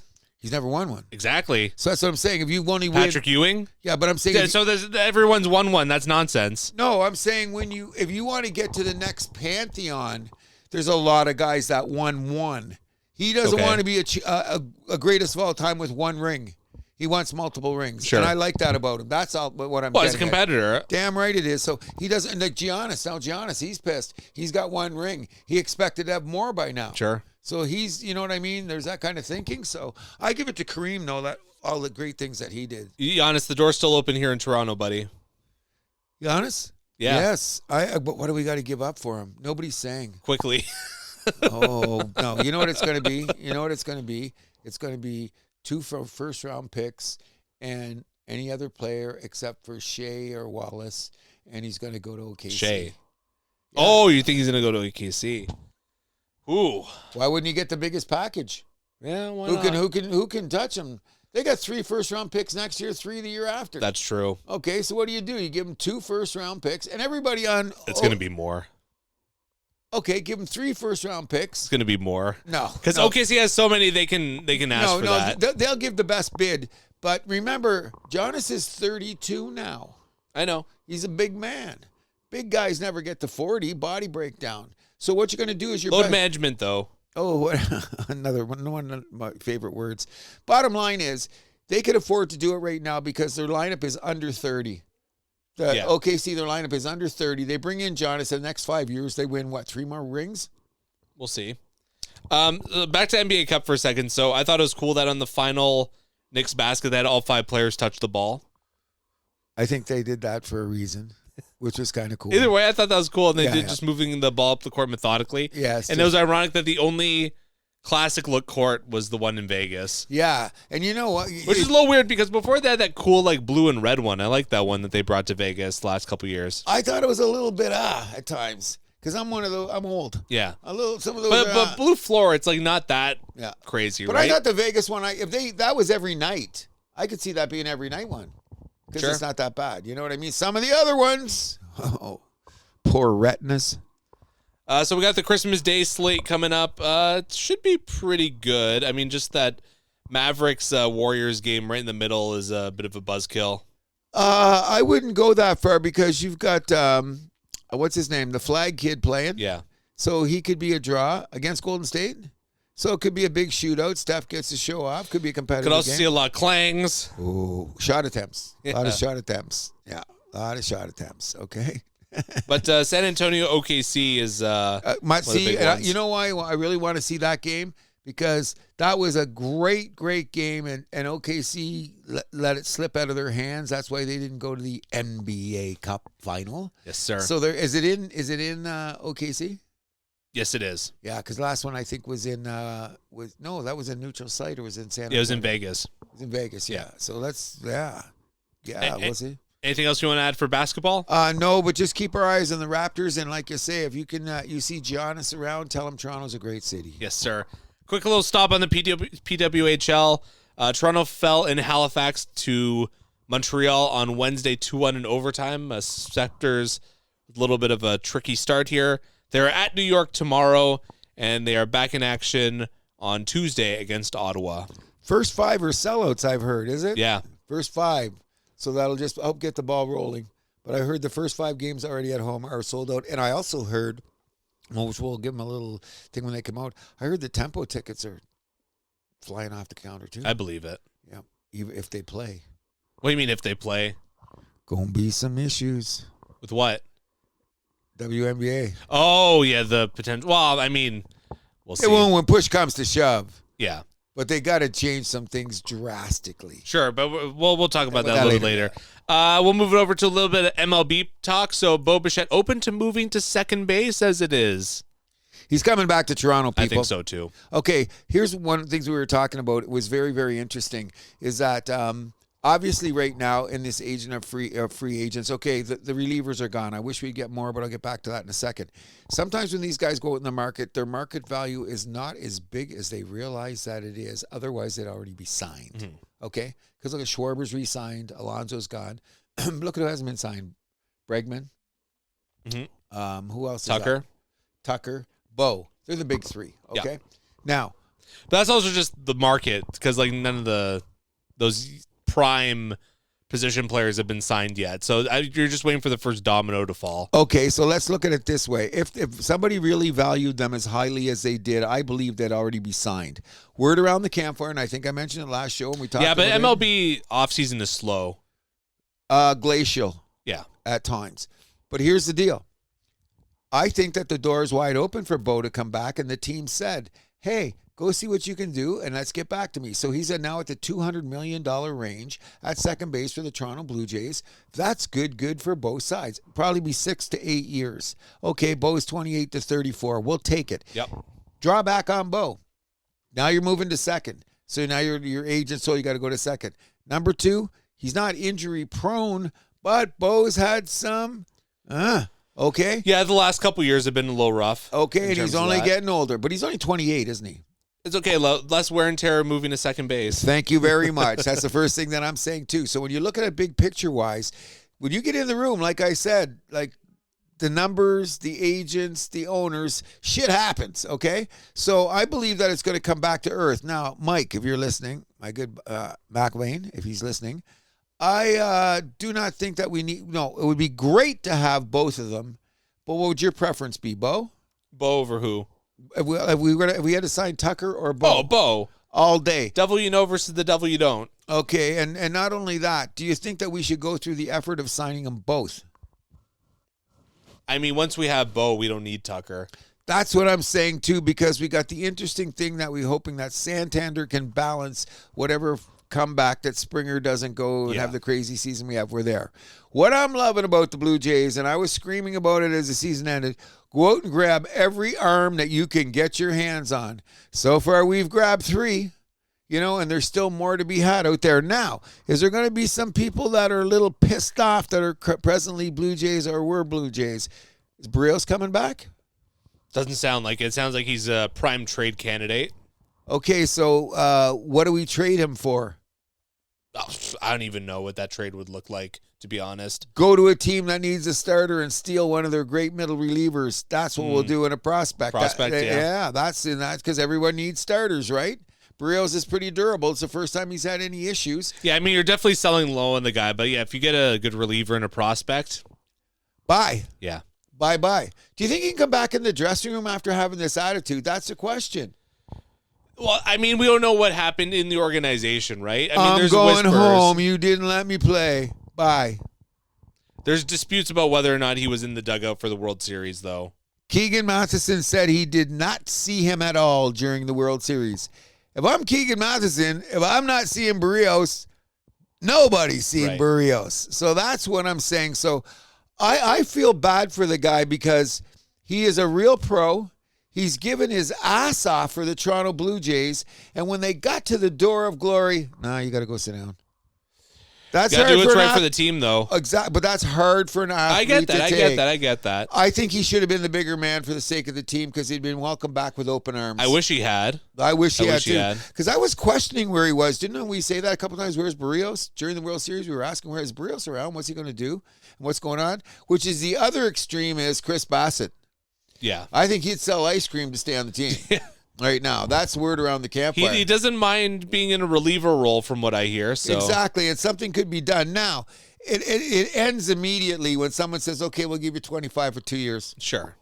It's over. I heard the Yankees are on his tail, but I don't know how. I heard that the Jays can say, we'll give you that money to stay in the bullpen. That's the deal. So you know what I mean? Good luck to Bassett. And I think that he would be less on my nerves if he was in the bullpen. Because you don't need to throw 1 or 2 pitches in the situation. Sure. Try to throw 7. You know what I mean? He was a great reliever during the playoff run. He was great. Gave up the 1 run in his whole relief appearances. We're not going to say at the time that he did it. Still did a great job as far as I'm concerned. Exactly. You know what I mean? If you had the executive of the year in Canada, is it Ross Aikens and Shapiro? Or are they the executives of the year? Out of Canadian teams? Yep. I think they'd have to be. Okay, where are they on the scale of North American teams? Presley of OKC is one at hands down. Sam Presley's number 1. Would be number 1, right? I'm trying to think football-wise. The entire Denver organization's got to be up there. You took the words out of too, but more Denver. You took the words out of my mouth. Chicago too, the Bears. Okay, but they're out there. Where they've taken the team. One caveat: none of them had to do with $40 million dead cap hit. What? Sorry, I said none of those other teams had to deal with a $40 million dead cap. Oh, like the Broncos. Hit. Yeah. That's and look at their record and where they're going. That's a pretty good move, no doubt about it. No doubt about it. Joe Sakic in the Colorado Avalanche front office too. Oh, well, source where they're sitting by, but they've been sitting steady. They just got knocked out. I think they're on a mission. Like McKinnon and the boys, we should have won another one. How did we not win another one? And when they lost that playoff round, that was so goddamn close. Could have gone either way, right? So when you think about it, I mean, that's the Avalanche and a lot of their playoff losses with McKinnon in that era. But we're getting off topic with hockey. Yep. In baseball, so Merrill Kelly signed back with the Diamondbacks, 2 years, $40 million. Tigers signed Kenley Jansen, relief pitcher, 1-year deal. Someone asked me if I'd be interested in him. I said, next. Oops. Would you take him? No. Why not? It's a bullpen arm. You don't know what you're going to get. Exactly. So there's younger guys. It's a lottery ticket. I like the 2 guys that we signed better. Fair enough, but okay. I mean, if we had those 2 guys and Kenley Jansen, you wouldn't be complaining. Kelly Jansen, one of these days, has got to be like, what's his name? The guy that threw funny, that was around for years, and then he stayed on 1 more year, and he got whacked. Threw funny. What? Guy that threw funny. No, yeah. He had that rotation. He had that weird. He was on the Sox. He was their closer. Red Sox? And then he was also Papelbon? No. This is recently. Oh. He was just here a couple of years ago. Oh, you know what I'm talking Kimbrel? Yeah, Kimbrel. Yeah. Where's Kimbrel now? Oh, that guy fell off. Well, then, yeah, and they get Kimbrel got one more Kelly Jansen contract. How'd that work out? I don't want to be the one on that end of that. Yeah, you don't want to be the one holding the hot potato. I don't want the Kimbrel year. Yeah. Okay, so no, I wouldn't touch him. Nationals hired 31-year-old Amazing. Kalambi as GM. He was the assistant GM in Philly. For the last 5 years. Yeah. This guy's a wonder kid. He's younger than me. 31, and you're running a Major League Baseball team. Kudos to you. You know what I'm saying? All the big Suarez got signed too, didn't he? Did he? I missed that. Yeah, he went to Atlanta. Oh, okay. I think we talked about that last week, or I talked about that last week. Okay, that's why. But we should have taken a bigger swing for him. Word around the campfire is that the Blue Jays are open for business. Money is not an also, issue. maybe guys don't want to play in Canada. That could be part of it, too. That's what I'm saying. That a couple of those guys, like I heard Diaz said no to Toronto. Don't even knock on my door. So you got to have that situation. You know what I mean? Sure. But the guy that we got, the Mets, what's his name? Tyler, what's his name? Did you see his press conference? See his press conference No, I in didn't. there? The guy was amazing. He said, listen, you're sitting around, the season ends. The first call you get from is the American League champions. You don't think my ears opened up? Oh, and by the way, they were consistently more persistent than any other team. There you go. Well, what am I supposed to do? Say no? Welcome to Toronto. See, that's what's going around the league. Like, you know what I mean? Toronto's a good spot. Now, plus the Dunedin complex, everything they've done here in Dunedin, and everything they've done here in Toronto, people are going, and we should say this, even though we've got the worst mayor in North America, people are advocating the greatness of our city. There you go. And that's why players are coming. That's a great thing. After all these years living in Toronto, you never hear it in all these sports. Glad to hear that. So do you see how much the Dodgers are paying in luxury tax for last season?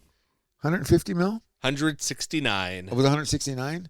I knew it would be 100. I knew it was going to be I knew it was a lot, but the Jays are paying some tax too, aren't they? Sure. Not that much, but I heard Roger said he'd go into the Dodger League.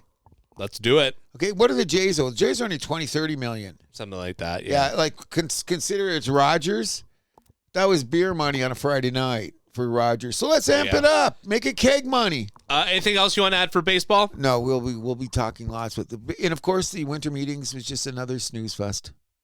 Sometimes it goes, sometimes, like I said, how fast does baseball move? Glacial. Thank you. So anything you want to have for F1 since you missed that last week? I just want to say this about the F1 season. I'm really glad you brought this up. My education in this sport is going astronomical. I find myself standing at the bar when people say something about it, and I bark back at them when they say something negative, which has gotten to me like, Cruz, where do you get your take on F1? I said it's because of my good friend Milani, and we got into it, which leads me to believe, and I was talking to Kramer, if you're listening out there, Kramer, we were saying, have you ever seen a sport where you win a championship of this level and there's a million questions about your team? Is absolutely unbelievable. I've never seen anything like this in sports in my life, in any sport. I mean, back in the day, you could say, okay, the Oakland A's didn't get along, or the Raiders were crazy, or all this other shit, but they found a way to win. But like when you got two guys sitting in a beatdown room and they don't even look at each other, even at the end of the race there, they weren't extremely comfortable. At the very end, Sure. It's the end of the season and everything's gone on, they still didn't look comfortable. No. You know, which drives me crazy, which just tells me that their car was absolutely outstanding when you consider how many times we could take a list of just strategic errors they made. Like, look over through the whole season. They made some colossal strategic errors and driver errors, especially for Oscar. Part 2. Yeah. Driving error. And number 3, the bitching going on between the two guys when they're in the middle of races at times. I don't want to hold back. Let them go. You know, that kind of nonsense. I've never seen anything like that in the history of sports. Never. But congratulations. Well, welcome to F1. That's what I'm saying. I'm more into it, and I'm really looking forward to the season starting again, which is still, what, 2 months, right? 2.5. 2.5? Yeah. So did you hear about the interesting thing about the engines for next year? No, but number 1 is I want to shout out to Max for winning all the races that he did. Okay. He ended up winning 3 points behind. 2. Woo-hoo. So Mercedes and Red Bull look like they'll have the engine advantage next year because they found a loophole in the rules. Really? Yes. Wow. So the teams with the Mercedes engine, so that's going to be Mercedes, McLaren, Williams, Alpine, and then the Red Bull teams, Red Bull and Racing Bulls.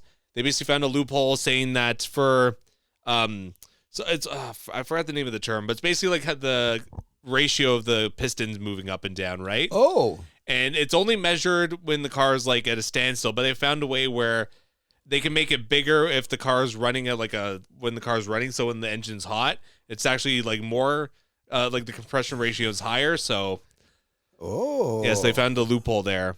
They could, they're saying it could still be adjusted by the time we get to the season, but because the other teams will cry. Yeah. But that's part of the game, man. If you find an advantage like that, that's. But I mean, if the FIA does okay, but the FIA also does have. It's also their job to keep things in the spirit of the rule. Okay, so I'm going to take it one step further here, and I am no mechanic. I can't even put a nail in the wall. When you're talking about piston movement and combustion, that's juice, baby. That's juice. Yeah. That's the essence of running a thing. Let's go, Max. Let's go, Max. Yeah. We'll see. Still plenty of time left to go, but looks like those teams could have the advantage. They're doing that little active arrow. Yeah, I'm going to wait when they start. I'm looking forward to when they have that thing I didn't pay attention to last year. You know where they all go to the same place and they can do that testing? Yeah. Yeah, wherever in Bahrain. In Bahrain. Yeah. Yeah, because that's on TV. Yeah. So I'm going to watch that more closely this year. That'll be in February. Yeah. So it's not really that far away. But, I'll be watching that more closely this year because I want to add on to all the things that I think I know up to now. Anything else you want to add for F1? No, I'm missing it already. All right. So looking at college football, we're in the third quarter and it's still a 0-0 score. Game. What the fuck? That's crazy because maybe Miami is better than they thought they were. This week they're playing Texas A&M, right? Yeah. That's insane because I just said before at the beginning of the show I thought Texas A&M or Texas Tech could win it all. And well, Miami I thought was a pretty formidable team coming into this year. They had a couple brutal losses though. Like what happened? Do you know what I'm saying? Maybe it was the right loss at the right time. But they beat Notre Dame and Notre Dame is out. So that was a criterion. But when you look at the scheduling, Notre Dame should be in. I hate them, but they should be in. But that's what they get for not being in a conference. Do you know the deal they got made? Did you hear this? This is how much juice Notre Dame has got in the college football thing. If they are ranked in the top 12, they're automatically in the playoffs from now on. Is that's official? Signed. Wow. In ink. You know why? Because the brand is so huge that all the other big brands don't want to say nothing because it's bigger money for everybody. What's good for the goose is good for the gander kind of thing. So everybody, it's like you're stealing chickens, but you know what? You didn't steal chickens from me. That's what's going on here. Like I just like Notre Dame. Just join a fucking conference. Join the Big Ten or the ACC. Come on. They're too elitist. They're just too. This is my whole life. And they can move contracts around to play with bigger teams. Like a few years, they'll be back. Penn State used to be independent too, right? What's that? Penn State. They used to be independent, but they didn't have the Notre Dame brand, so they had to jump in there to get there. You know, because Notre Dame, they got God. Come on, you know what I mean? And New York. And whatever. And they're in Indianapolis, of all places. To think about that. Maybe they should go. Are they in Indianapolis proper? Yes. Are they? Okay. Where is that? They're just them, Purdue. What's the other one? Because there's 3 big schools in Indiana that don't have any Indiana name in them, but that's one of them. And but you think the brand that they are in that state is unbelievable. Oh, yeah. And the money there, like people say, are they the Dallas Cowboys of college football? Of college football. And I go, if I was Notre Dame, I wouldn't want to be compared to that. But then who cares about either organizations? I couldn't give a shit. But that tells you what the brand significance is this time of year with marketing and shit. Oh, yeah. Everybody wants Notre Dame in. You know what I mean? Like, no, Notre Dame, we don't. And the ACC puffed out their chest. Like, we might not want Notre Dame. Did you hear yesterday? No. They signed the deal. No. And then ACC ran over and said, you know what? We were having a bad night, girlfriend. Let's go out for dinner. You ready for trivia? Yeah, let's go. All right. Which 2 NFL teams finished with a record of 11-5 and missed the playoffs? So one of them has to be the Chargers from, was it 2010? Yes. And I do believe the other one might be... Oh, the Patriots. Yes. The year that Brady got hurt. Brady got hurt. That's the 2.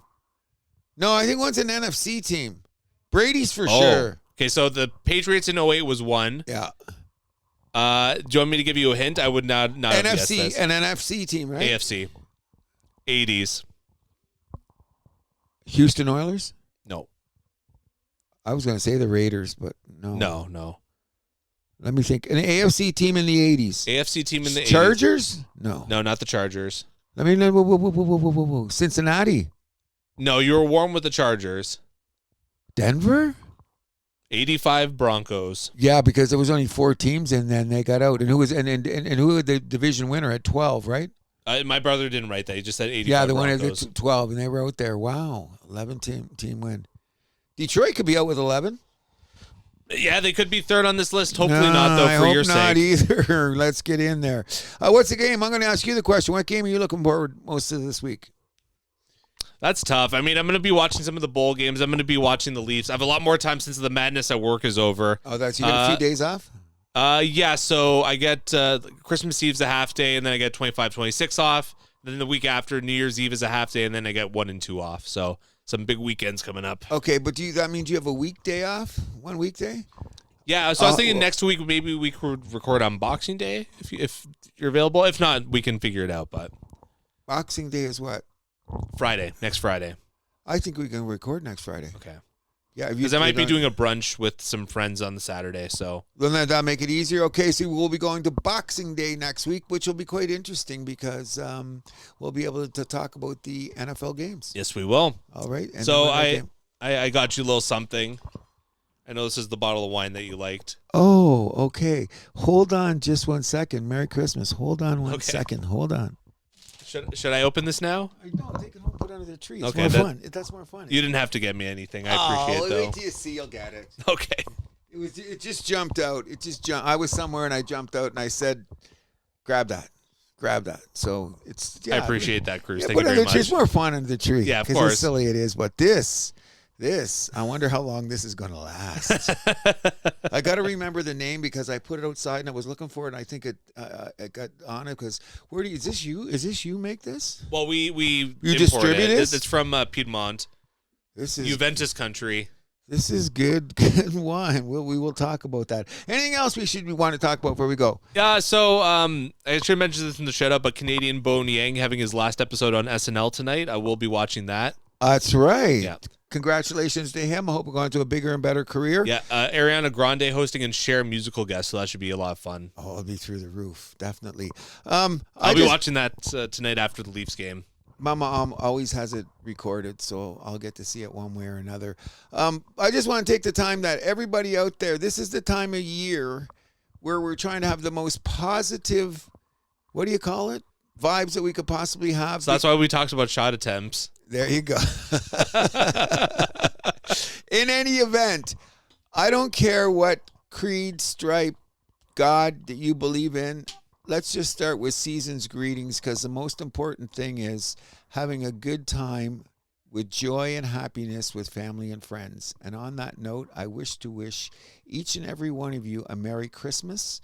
And as I like to say, I hope it's the second best Christmas in your life because in the future you'll have one better. Merry Christmas, everybody. Please stay safe. People drive like maniacs. And don't drink and drive. Yes, thank you very much. Or smoke and drive. Yes. Anything else you want to add? No. Great show, by the way. Enjoy the football. Enjoy the basketball. Enjoy your time off, everybody. We love you. Thank you so much for joining us once again. And won't be long before you see us again. We got a few surprises around the corner. The house that happens has some big moves happening. Yes, that way. sir. I can't wait. Yes. In any event. Anything else? I'm Andrew Milani. My name is Cruz. What do? Keep the vibe alive. Do you have a question that's just burning you up inside? Send it to thehousethathappens@gmail.com and we'll answer it on the air. We release new episodes weekly on Spotify, Podbean, YouTube, Amazon Music, iHeart Radio, Player FM, Podchaser, and Boomplay. You can follow us and see clips of our show on YouTube, Facebook, Instagram, and TikTok. Thank you, and we'll see you next week.